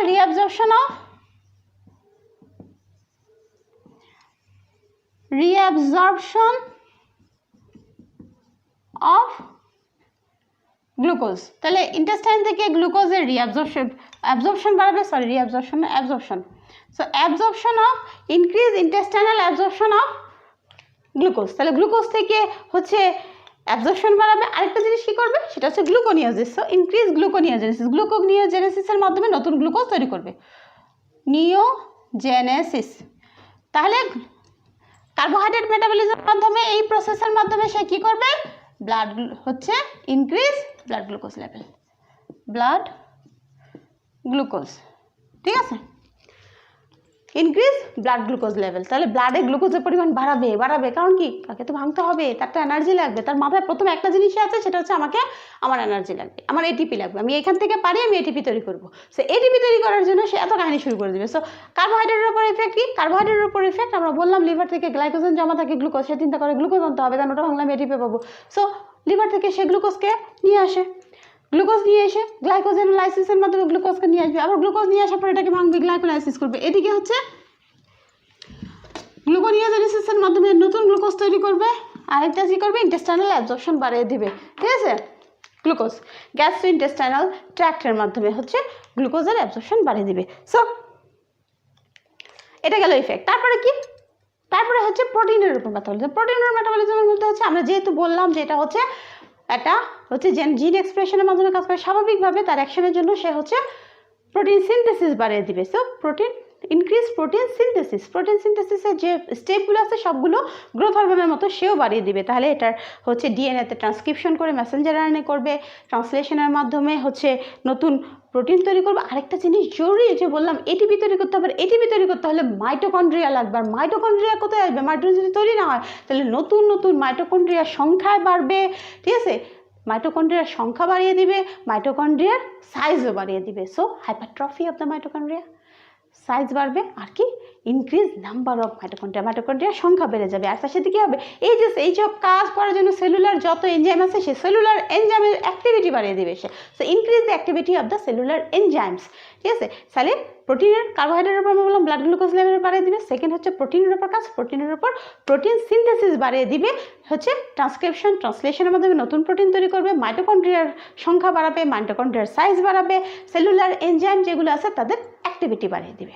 এখন হচ্ছে ফ্যাটের উপর ভাগ, ওই যে এনার্জি সবচেয়ে বেশি হচ্ছে শক্তি পাই আমরা ফ্যাট থেকে, সো তার চোখ কিন্তু ফ্যাটের দিকে থাকবে। সে কি করবে, ইনক্রিজ হচ্ছে ফ্যাটকে কী করবে, আমাদের এডিপোজ টিস্যু যেগুলো আছে জমা আছে সেগুলো থেকে ফ্যাটকে সে টেনে নিয়ে আসবে, টেনে নিয়ে এসে তারপরে সে লাইপোলাইসিস করাবে, হচ্ছে ব্রেকডাউন করবে, অর্থাৎ ফ্রি ফ্যাটি অ্যাসিডের পরিমাণ বাড়িয়ে দেবে। সো ফ্যাট মেটাবলিজম, ফ্যাটাবলিক হরমোন, এটা হচ্ছে ক্যাটাবলিজম করবে ফ্যাটের, ফ্রি ফ্যাটি অ্যাসিডের পরিমাণ বাড়াবে by increase mobilisation of the fat from the adipose tissue. আমাদের বডির যে এডিপোজ টিস্যু যেখানে যেখানে হচ্ছে জমা আছে ফ্যাট, এডিপোজ টিস্যুতে চর্বি হিসাবে জমা আছে, সেখান থেকে হচ্ছে সে ফ্যাটকে টেনে নিয়ে আসবে, তারপরে হচ্ছে সেই ফ্যাটকে সে লাইপোলাইসিস করে ফ্রি ফ্যাটি অ্যাসিড, গ্লিসারল এগুলো তৈরি করে দিবে, ঠিক আছে, তৈরি করে যাবে। তাহলে এটা হচ্ছে ফ্যাটের উপর, তাহলে মেটাবলিক ইফেক্ট হচ্ছে এটা। এরপরে যেটা সবচেয়ে জরুরি ফ্ল্যাটে হচ্ছে থাইরয়েডের ক্ষেত্রে মনে রাখতে হবে, যখন সে লিভারের উপর কাজ করে, সে লিভারের উপর কাজ করার সময় সে আরেকটা কাজ করে, সেটা হচ্ছে এলডিএল।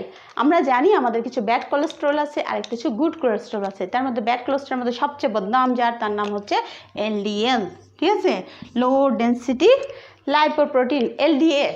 এ কী করে, লিভারের মধ্যে, আমাদের যে লিভার আছে সেই লিভারের মধ্যে যে এলডিএল এর রিসেপ্টরের পরিমাণ বাড়িয়ে দিবে। এই রিসেপ্টরের পরিমাণ বাড়িয়ে দিলে ব্লাডের মধ্যে আমার যে ব্যাড কোলেস্ট্রলগুলো আছে সে কিন্তু লিভারের ভিতরে ঢুকিয়ে দিবে, তাহলে ব্লাডে হচ্ছে ব্যাড কোলেস্ট্রলের পরিমাণ কম রাখবে, ঠিক আছে। এবং কোলেস্ট্রল যেটা আছে সেই কোলেস্ট্রলকে বাইলের মাধ্যমে সিক্রেশনটা বাড়িয়ে দিবে, অর্থাৎ বাইলে সিক্রেশন করবে, সেটাকে হচ্ছে যাতে এই কোলেস্ট্রল যেটা আছে এই লিভার থেকে বাইলের মাধ্যমে হচ্ছে কোলেস্ট্রল যেটা আছে, যেটা হচ্ছে আমাদের জন্য ব্যাড, সেই কোলেস্ট্রলকে কিন্তু বাইলের মাধ্যমে সিক্রেশন করাবে, যাতে এটা পরবর্তীতে ভেঙে গিয়ে ফিসেসের সাথে, অর্থাৎ স্টুলের সাথে কিন্তু এক্সক্রিশন হয়ে যেতে পারে এবং বডিতে কোলেস্ট্রলের পরিমাণ কমে যেতে পারে। তাহলে দুটো কাজ করবে, একটা হচ্ছে লিভারে এলডিএল এর রিসেপ্টরের পরিমাণ বাড়াবে, তার ফলে ব্লাড থেকে এলডিএল কিন্তু লিভারের ভিতরে ঢুকে গিয়ে যাবে, ফলে ব্লাডে কিন্তু এলডিএল এর পরিমাণ হচ্ছে কম থাকবে, তাহলে ডিক্রিজ করবে এলডিএল এর পরিমাণ। আরেকটা জিনিস যেটা করবে সেটা যে কোলেস্ট্রল যেটা হচ্ছে আছে সেই কোলেস্ট্রলকে বাইলের মাধ্যমে সে হচ্ছে ইন্টেস্টাইনে হচ্ছে সিক্রেশন করাবে, সিক্রেশন করে পরবর্তীতে কোলেস্ট্রল ব্রেকডাউন হয়ে হচ্ছে ফিসেসের মাধ্যমে এক্সক্রিশন হয়ে যাবে। সো কোলেস্ট্রলের লেভেল, এলডিএল লেভেল অর্থাৎ ব্যাড কোলেস্ট্রল যেগুলো আছে সেগুলো কিন্তু কমিয়ে দিবেন, টিজি যেটা আছে ট্রাইগ্লিসারাইড সবগুলো কিন্তু পরিমাণ সে ব্লাডে কমিয়ে রাখবে, তো ব্যাড কোলেস্ট্রলগুলোর পরিমাণ ব্লাডে কমিয়ে রাখবে, তাহলে অ্যাথেরোস্ক্লেরোসিস হওয়ার যে চান্সটা থাইরয়েড হরমোনের জন্য সেটা কিন্তু কম থাকবে। তাহলে এটা কিন্তু একটা বডির জন্য একটা হচ্ছে প্রোটেক্টিভ হরমোন, যেটা বডিকে অ্যাথেরোস্ক্লেরোসিস ইফেক্ট থেকে বাঁচিয়ে দিচ্ছে।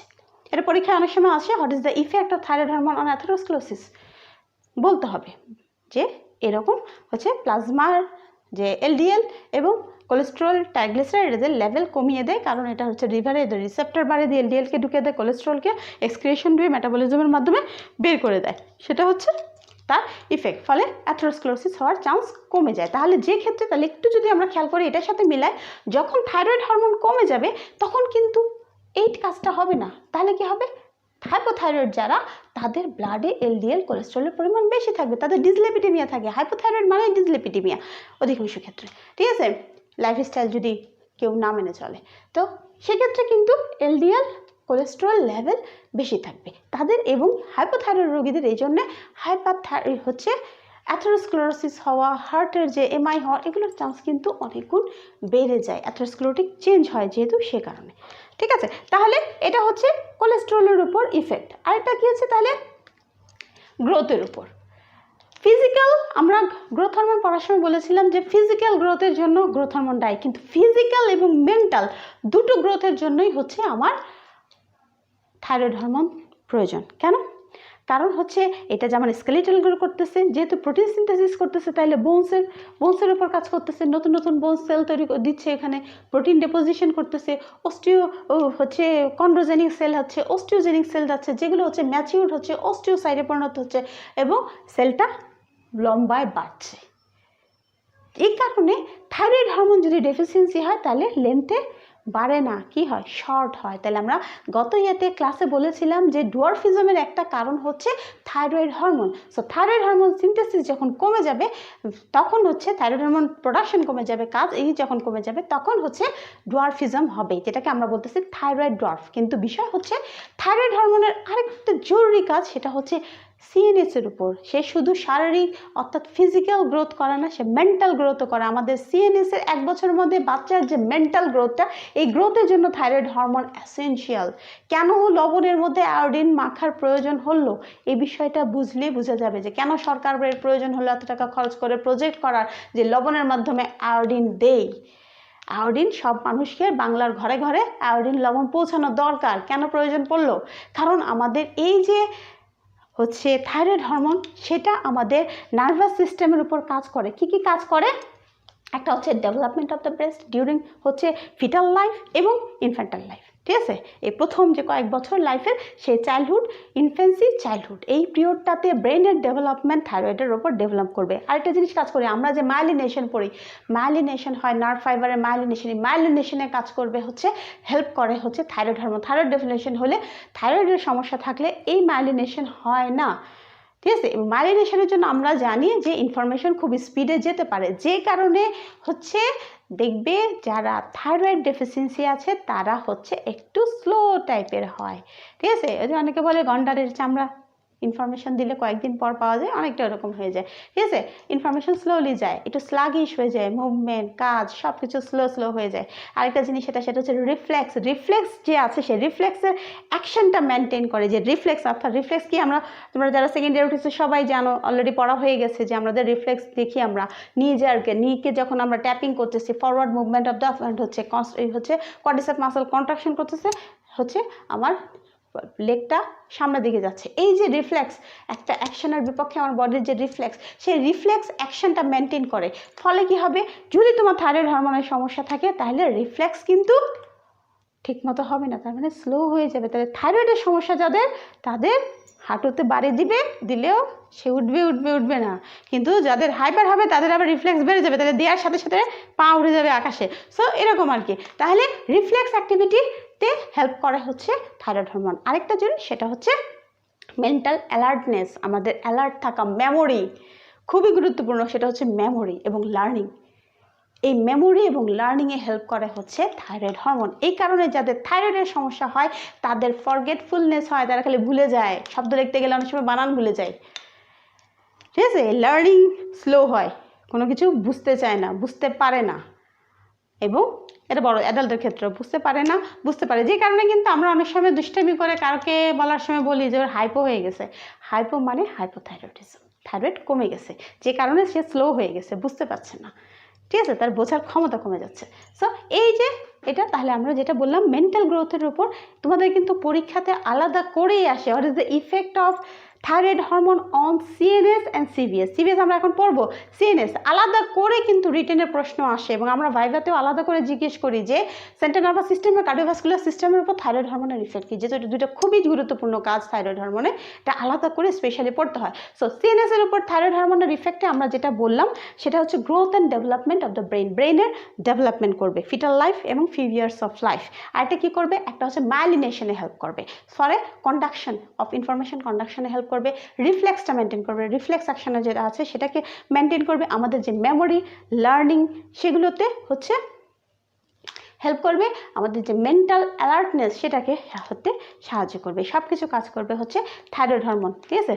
তারপরে কি সেরিবেলাম আছে, তাহলে মোটের উপর আমাদের সেরিবেলাম, পন্টাইন, ঠিক আছে, নার্ভ, এই সব কিছুর উপরেই কিন্তু হচ্ছে থাইরয়েড কাজ করে আমাদের এই গ্রোথগুলো, মেন্টাল গ্রোথটা করাচ্ছে। তাহলে কার্ডিওভাস্কুলার সিস্টেমের উপর কাজ কি, সিভিএস এর উপর কাজ কি, সিভিএস এর উপর কাজ করে হচ্ছে এটা হচ্ছে হার্ট রেট বাড়াবে, হার্ট রেট বাড়াবে, ফোর্স অফ কন্ট্রাকশন বাড়াবে, তার মানে কার্ডিয়াক আউটপুট বাড়াবে, তার মানে হচ্ছে ওদিকে ভ্যাসোডাইলেশন করবে, তার ফলে পেরিফেরাল হচ্ছে ডাইলেশন হবে, তার ফলে এদিকে কার্ডিয়াক আউটপুট বাড়বে, সেহেতু আমার সিস্টেলিক ব্লাড প্রেশার বাড়বে, ওদিকে পেরিফেরাল রেজিস্ট্যান্স কমে যাবে, তার মানে ডায়াস্টোলিক ব্লাড প্রেশার করবে, সেই জন্য মিন প্রেশারটা আনচেঞ্জড থাকবে, ঠিক আছে। তাহলে কার্ডিওভাস্কুলার সিস্টেমের উপর ইফেক্ট কি, হার্ট রেট বাড়ায়, ঠিক আছে, স্টিমুলেশন বাড়াবে, হচ্ছে অ্যাসিনোডের উপর ইফেক্ট করবে, তার হচ্ছে প্যারাসিম্প্যাথেটিক লাইক, তার মানে কন্ট্রাক্টিভ হচ্ছে সে সিগন্যাল বেশি বাড়াবে, তাহলে হার্ট রেট বেড়ে যাবে, হার্ট রেট বেড়ে যাবে, ফোর্স অফ কন্ট্রাকশন বেড়ে যাবে, যেহেতু ফোর্স অফ কন্ট্রাকশন বাড়তেছে তাহলে কার্ডিয়াক আউটপুট বাড়বে, এদিকে আবার হচ্ছে সে ভ্যাসোডাইলেশন করবে, ভ্যাসোডাইলেশন হওয়ার জন্য পেরিফেরাল রেজিস্ট্যান্স কমে যাবে, সো এটা সিস্টোলিক ব্লাড প্রেশার বাড়াবে, ডায়াস্টোলিক ব্লাড প্রেশার কমাবে, মোটের উপর মিন প্রেশার আনচেঞ্জড করে রাখবে। এটা হচ্ছে কার্ডিওভাস্কুলার সিস্টেমের উপর। এই কারণে কি হয়, এই কারণে যদি থাইরয়েড গ্ল্যান্ড হরমোন কম থাকে, হাইপো যারা হয় তাদের কি হবে, তাহলে হার্ট রেট কম, তাহলে ব্র্যাডিকার্ডিয়া থাকবে, ঠিক আছে, ব্র্যাডিকার্ডিয়া থাকবে। তারপরে কি হবে, হার্ট রেট কম হলে, ঠিক আছে, প্রেশার সাধারণত নর্মাল থেকে একটা সময় গিয়ে কিন্তু হচ্ছে হাইপোটেনশন ডেভেলপ করে। আর যাদের হাইপার হবে তাদের কি হয়, হাইপার হলে স্বাভাবিক বোঝা যাচ্ছে, যেহেতু হার্ট রেট বাড়বে, ফোর্স অফ কন্ট্রাকশন পাবে, তার মানে কি হবে, হার্ট রেট বেড়ে যাবে, রোগী এসে বলবে আমার বুক ধরপড় করে, বুক ধরপড় করতেছে, হ্যাঁ, অস্থির লাগে, বুক ধরপড় করে, ঠিক আছে, যেহেতু হার্টের ফোর্স অফ কন্ট্রাকশন বেড়ে যাবে। তাহলে টেম্পারেচারের উপর ইফেক্ট কি, আমরা যেটা বললাম মেটাবলিজম বাড়ায় দিবে, তার মানে টেম্পারেচার বাড়বে, তাহলে হাইপো যে হবে তার হচ্ছে টেম্পারেচার কম থাকবে, তার হচ্ছে কোল্ড ইনটলারেন্স থাকবে, যে হাইপার হয়ে যাবে তার কি হবে, তার গরম বেশি লাগবে, যেহেতু বেশি বেশি এক্সেস প্রোডাকশন হচ্ছে সেহেতু তার হচ্ছে হিট ইনটলারেন্স হবে। তারপর কি, গ্যাস্ট্রোইন্টেস্টাইনাল ট্র্যাক্টের উপর, গ্যাস্ট্রোইন্টেস্টাইনাল ট্র্যাক্টের যে মোটিলিটি, সেই মোটিলিটিটা মেনটেন করে হচ্ছে থাইরয়েড হরমোন, মর্টিলিটিটা মেনটেন করে, নর্মাল মর্টিলিটিটা মেনটেন করে, আরেকটা কি অ্যাপেটাইট ঠিক রাখে, ঠিক আছে। সো যদি থাইরয়েড হরমোন কমে যায় তাহলে অ্যাপেটাইট লস হবে, খেতে ইচ্ছে করবে না, খিদে থাকবে না, ক্ষুধামন্দ হবে। আর এটা কী হবে, যেহেতু মর্টিলিটি কমে যাবে, ইন্টেস্টাইনের মর্টিলিটি কমে যাবে, তার মানে তার কনস্টিপেশন হবে। আর যার হাইপার হবে তার কি হবে, অ্যাপেটাইট বেড়ে যাবে, খুব করে খাবে, খেতেই আছে, আর কি হবে, মর্টিলিটি বেড়ে যাচ্ছে, তার মানে তার ডায়রিয়া থাকবে প্রায়, তার হচ্ছে বারে বারে সে স্টুল পাস করবে, হচ্ছে ইনক্রিজ নাম্বার অফ স্টুল, তার মানে তার ডায়রিয়া হবে বেশিরভাগ ক্ষেত্রে। আর সবচেয়ে বড় মজা, আমরা যেটা বললাম মেটাবলিজম যেহেতু করে, যেহেতু হাইপোথাইরয়েড, তার মেটাবলিজম হবে না, তাহলে সে কিন্তু রুচি নাই, সে খাচ্ছে না, কিন্তু তার বডিতে ভাঙতেছে না, যাই খাচ্ছে সেটাই জমা হয়ে রয়ে যাচ্ছে, ভাঙছে না, তার ফলে কি হবে, সে কম খাবে কিন্তু ওজন বাড়বে। আর হাইপারথাইরয়েডিজম যে থাকবে, সে প্রচুর খাবে কিন্তু তারপরে ওজন কমবে, কারণ তার প্রচুর মেটাবলিজম হচ্ছে, প্রচুর হচ্ছে যা খাচ্ছে ভেঙে যাচ্ছে এটিপি তৈরি করার জন্য, বেশি বেশি করে ভাঙতেছে, এর হচ্ছে বেশি বেশি হিট প্রোডাকশন হচ্ছে। সো যা খাচ্ছে ভেঙে যাচ্ছে, তাহলে খাবে, খেয়ে তাও ওজন কমবে, খাবে না ওজন বাড়বে, খাবে তাও ওজন কমবে। এটা হচ্ছে হাইপোথাইরয়েডিজমের হচ্ছে হাইপারথাইরয়েডিজম। রেসপিরেশনের উপর কাজ করে, রেসপিরেশন রেট বাড়াবে, force of respiration, rate of respiration এটা মেন করবে, কারণ কি মেটাবলিজম বেড়ে যাচ্ছে, কার্বন ডাইঅক্সাইড বেড়ে যাচ্ছে, কার্বন ডাইঅক্সাইড বেড়ে যাওয়া মানে হচ্ছে রেসপিরেশন সেন্টার স্টিমুলেশন হচ্ছে, সো রেসপিরেশন বাড়ছে, so rate and force of respiration বেড়ে যাচ্ছে। সো যে হাইপো হবে তার রেসপিরেশন কম, যেটা হাইপার হবে তার কিন্তু একটু রেসপিরেশন রেটটা বেশি হয়ে যাবে। তারপরে হচ্ছে স্লিপ, তো স্লিপের উপর কি কাজ করবে, স্লিপ হচ্ছে মেনলি নর্মাল যে স্লিপের আমাদের প্যাটার্ন, হ্যাঁ, সেই প্যাটার্নটা হচ্ছে ম্যান করবে। এবং এই যে সিন্যাপসের সাথে একটার সাথে আরেকটা নার্ভের যে কন্ডাকশন, যে সিন্যাপস, সেটার হচ্ছে মেনটেন করে, যার কারণে কি হয় হচ্ছে এই নর্মাল স্লিপ যখন তোমার তাকে মেনটেন করে হচ্ছে থাইরয়েড হরমোন। সো যখন থাইরয়েড হরমোন কমে যাবে তাহলে স্লিপটা মেনটেন হবে না, তাহলে তার রেগুলার ঘুমটা হবে না, সে সবসময় ঝিমাবে, ঠিক আছে, ক্লিয়ার ঘুম হবে না। হাইপারের কি হবে? হাইপারের সমস্যা হচ্ছে তার বেশি হরমোন, নার্ভের এক্সাইটেশন বেশি, সেটার কারণে সে ঘুমাইতে পারবে না। যেহেতু তার নার্ভের এক্সাইটেশন, ওভার এক্সাইটেড থাকবে নার্ভ, সেই কারণে কিন্তু তার হচ্ছে ঘুম হবে না। আরেকটা জিনিস, তাই এটা আমরা পড়ার সময় ওটা দেখে নেব, ঠিক আছে। তারপরে যেটা, সেটা হচ্ছে রিপ্রোডাকশনের উপর ইফেক্ট। তাহলে রিপ্রোডাকশনের উপরে থাইরয়েড হরমোনের ইফেক্ট হচ্ছে কি, সেক্সুয়াল নর্মাল ফাংশনের জন্য থাইরয়েড হরমোন জরুরি। এটা হচ্ছে আমাদের যে সিক্রেশন হয়, ঠিক আছে, এন্ডোক্রাইন গ্ল্যান্ডগুলো আছে, সেগুলো হচ্ছে রেটের সিক্রেশন করাচ্ছে। আমাদের যে নর্মাল, বিশেষ করে ফিমেলের ক্ষেত্রে যে আমাদের মেনস্ট্রুয়াল সাইকেল, এটাকে হচ্ছে রেগুলার করা, রিদম ঠিক রাখা, সেটা হচ্ছে থাইরয়েড হরমোন জরুরি। এবং থাইরয়েড হরমোন যদি কমে যায় তাহলে হচ্ছে আরেকটা জিনিস, সেটা হচ্ছে মেনস্ট্রুয়াল ব্লাডের পরিমাণ ঠিক রাখা। সো যাদের সাধারণত থাইরয়েড হরমোন হচ্ছে কমে যায় তাদের ম্যানোরেজিয়া হয়, অর্থাৎ বেশি বেশি মাসিক হয়, অনেক বেশি পরিমাণে মাসিক হবে। আর থাইরয়েড বেড়ে গেলে তখন অনেকের অ্যামেনোরিয়া হয়, অর্থাৎ মাসিকের হয় না, রেগুলারই ঠিক মেনটেন হয় না, অ্যামেনোরিয়া ডেভেলপ করে। সো তাহলে মোটের উপর যদি আমরা একটু ওভারভিউ করি দ্য ফাংশন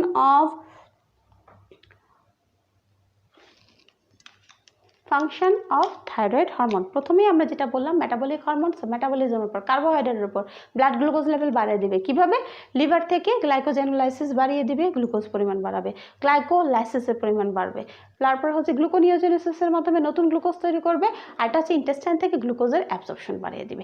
এইভাবে সে ব্লাড গ্লুকোজ লেভেল বাড়বে। প্রোটিনের উপর কাজ কি? যেহেতু সে হচ্ছে সরাসরি হচ্ছে ডিএনএকে জিন অ্যাক্টিভেশন করতেছে, সে নতুন প্রোটিন তৈরি করা, প্রোটিন সিনথেসিস করা, প্রোটিন অ্যানাবলিজম করা, সেই প্রোটিন সিনথেসিসের মাধ্যমে নিউ প্রোটিন তৈরি করবে।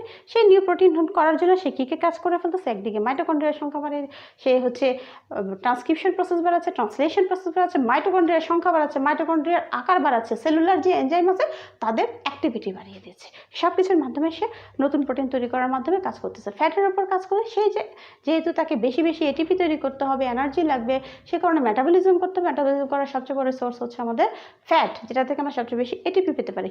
সে কারণে সে কী করবে? ফ্যাট ভাঙবে। ফ্যাটকে কীভাবে ভাঙে? আমাদের যে এডিপোজ টিস্যুতে যে জমা আছে যে ফ্যাট, সেই ফ্যাটকে টেনে নিয়ে আসবে, এবং ফ্যাটকে টেনে নিয়ে এসে সে হচ্ছে তাহলে mobilisation of the fat from the adipose tissue, এটা হচ্ছে প্রথম কাজ। মোবিলাইজেশন করবে ফ্যাটকে, এবং তারপরে লাইপোলাইসিস করে ফ্যাটকে ভেঙে ফ্রি ফ্যাটি অ্যাসিড বাড়বে, তাহলে ব্লাডে ফ্রি ফ্যাটি অ্যাসিডের পরিমাণ বেড়ে যাবে। তারপরে কি? তাহলে কী হবে? বিএমআর হচ্ছে 60 to 100% নর্মালের চেয়ে বাড়িয়ে দেওয়া হচ্ছে বিএমআরের কারণ। সো যেহেতু মেটাবলিজম বাড়তেছে, বিএমআর বাড়বে। সো এখন যেটা, সেটা হচ্ছে আমরা বললাম, তারপরে যেটা, সেটা হচ্ছে লিপিড এবং কোলেস্টেরলের উপর অ্যাথেরোস্ক্লেরোটিক ইফেক্ট। সেটা কি হচ্ছে? নর্মালি থাইরয়েড হরমোন লিভারে এলডিএল, যেটা bad cholesterol, LDL cholesterol, triglyceride, এদের লেভেলটা কমিয়ে রাখে। কীভাবে কমিয়ে রাখে? এলডিএলের জন্য বা ইসের জন্য হচ্ছে লিভারে স্টোরেজ করবে, এদের রিসেপ্টরের পরিমাণ বাড়িয়ে দিয়ে এগুলোকে ব্লাড থেকে লিভারে নিয়ে যাবে। কোলেস্টেরলকে কী করবে? বাইলের মাধ্যমে হচ্ছে সিক্রেশন করিয়ে পরবর্তীতে ভেঙে ফিসেসের সাথে কোলেস্টেরলকে এক্সক্রিশন করে দিয়ে, ফলে হচ্ছে এদের লেভেল, ব্যাড কোলেস্টেরলগুলোর লেভেল হচ্ছে ব্লাডে কম থাকবে, ফলে অ্যাথেরোস্ক্লেরোটিক চেঞ্জ হওয়ার সম্ভাবনা কম থাকবে। আয়ন্সের উপর কাজ কি? ঠিক আছে, এটা কি করে? আমরা দেখলাম যে সবখানে সে চ্যানেল কাজ করতেছে, মেটাবলিজম বাড়ছে, তার মানে তার সেলুলার অ্যাক্টিভিটি বাড়াচ্ছে। আর সেলুলার অ্যাক্টিভিটি বাড়ালে কী হবে? সোডিয়াম পটাশিয়ামের এটিপেজ যে এনজাইম, তার অ্যাক্টিভিটি বাড়াবে, ঠিক আছে। তারপরে সোডিয়াম পটাশিয়াম আয়নগুলো সেল মেমব্রেনের যে মুভমেন্ট, সেই মুভমেন্ট বাড়িয়ে দেবে, এবং সোডিয়াম চ্যানেলের যে লিকিনেস, সেই লিকিনেসটা বাড়িয়ে দেবে। লিকিনেসের জন্য আমরা যেটা বললাম এসএ নোডের ক্ষেত্রে কিন্তু সেই অ্যাকশনটা বেড়ে যায় এসএ নোডের, যে কারণে হচ্ছে হার্টের রেটটা বেড়ে যাচ্ছে। সো এটা ইফেক্ট কী হবে তাহলে এই যে মেমব্রেন দিয়ে আয়নের যে ট্রান্সপোর্ট, এই ট্রান্সপোর্টটা সেল মেমব্রেন দিয়ে আয়নের ট্রান্সপোর্টটাকে সে বাড়িয়ে দেয়। তাহলে আয়নের উপর ইফেক্ট কি? আয়নের উপর হচ্ছে সোডিয়াম পটাশিয়াম এটিপিএসের অ্যাক্টিভিটি বাড়িয়ে দেবে, rate of transport of sodium potassium through the cell membrane বাড়িয়ে দেবে। আর একটা কি? Leakiness, increase leakiness of the sodium ion to membrane, এটাও বাড়িয়ে দিবে। সব কিছু ইফেক্টের মাধ্যমে, ঠিক আছে, সে হচ্ছে active transport of the ion through the cell membrane সেটাকে পরিমাণ বাড়িয়ে দিবে। তারপরে যেটা আমরা বললাম সেটা হচ্ছে রেসপিরেশন ভিটামিনসের উপর কি। ভিটামিনস যেহেতু আমরা বলেছিলাম যে সেলুলার এনজাইমের হচ্ছে অ্যাক্টিভিটি বাড়ায়, সেলুলার অফ এনজাইম বাড়াতে হলে ভিটামিন প্রয়োজন হয়, এই কারণে বডিতে ভিটামিনের রিকোয়ারমেন্টস বাড়বে। So formation of many enzymes to form the various types of enzyme it increases the requirements of vitamins in the body. তারপরে টেম্পারেচার আমরা সবাই বলছি যেহেতু মেটাবলিজম বাড়াচ্ছে, হিট প্রোডাকশন হচ্ছে, সেহেতু বডি টেম্পারেচার বাড়াচ্ছে, ঠিক আছে, সেলুলার মেটাবলিক প্রসেসের মাধ্যমে। গ্রোথের ক্ষেত্রে স্কেলিটাল গ্রোথে একদিকে সে নতুন প্রোটিন তৈরি করার মধ্যে মাসল যেটা হচ্ছে টিস্যু প্রোটিন সেটা তৈরি করবে, একদিকে হচ্ছে বোনের মধ্যে সে নতুন প্রোটিন ডিপোজিশনের মাধ্যমে বোনের লেন্থ বাড়াবে, সে কারণে হচ্ছে গ্রোথে স্কেলিটাল গ্রোথে হেল্প করবে। আর একটা মাসলের পরিমাণ মাসল এবং হচ্ছে স্কেলিটাল গ্রোথ করাবে।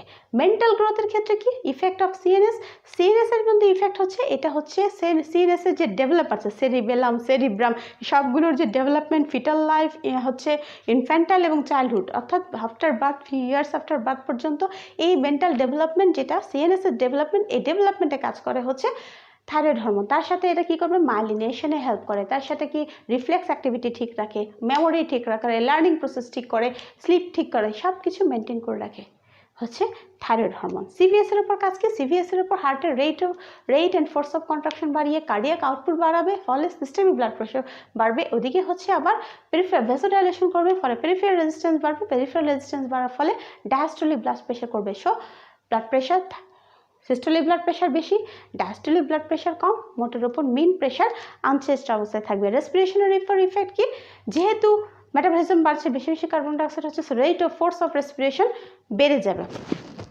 রেট অ্যান্ড ফোর্স অফ রেসপিরেশনের পরিমাণ বেড়ে যাবে। তারপরে জিআইটির উপর আমরা বললাম অ্যাপেটাইট ঠিক রাখবে, অ্যাপেটাইট বাড়াবে, তার সাথে সিক্রেশন আর মডেলিটি অফ দ্য জিআইটি যে মডেলিটি সেগুলো হচ্ছে ঠিক রাখবে, মডেলিটিটা মেনটেন করবে, নর্মাল স্লিপ প্যাটার্ন যেটা আছে সেটা মেনটেন করবে এবং রিপ্রোডাক্টিভ লাইফ ঠিক রাখবে। আমাদের মেনস্ট্রুয়াল সাইকেলের যে রেগুলারিটি, ঠিক আছে, মেনস্ট্রুয়ালের ফ্লো সেগুলো হচ্ছে মেনটেন করবে এবং হচ্ছে ফার্টিলিটি, সে ফার্টিলিটিও ঠিক রাখবে এবং ইনফার্টিলিটির অনেক বড় একটা কজ হচ্ছে থাইরয়েডের ডেফিসিয়েন্সি যদি থাকে।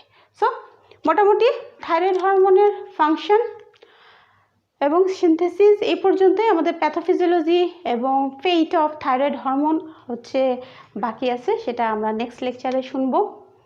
আজকে আমাদের এই থাইরয়েড হরমোনের পর পড়া এ পর্যন্তই, পরবর্তীতে আবার দেখা হবে। ততক্ষণ পর্যন্ত তোমরা সবাই ভালো থেকো, সুস্থ থেকো।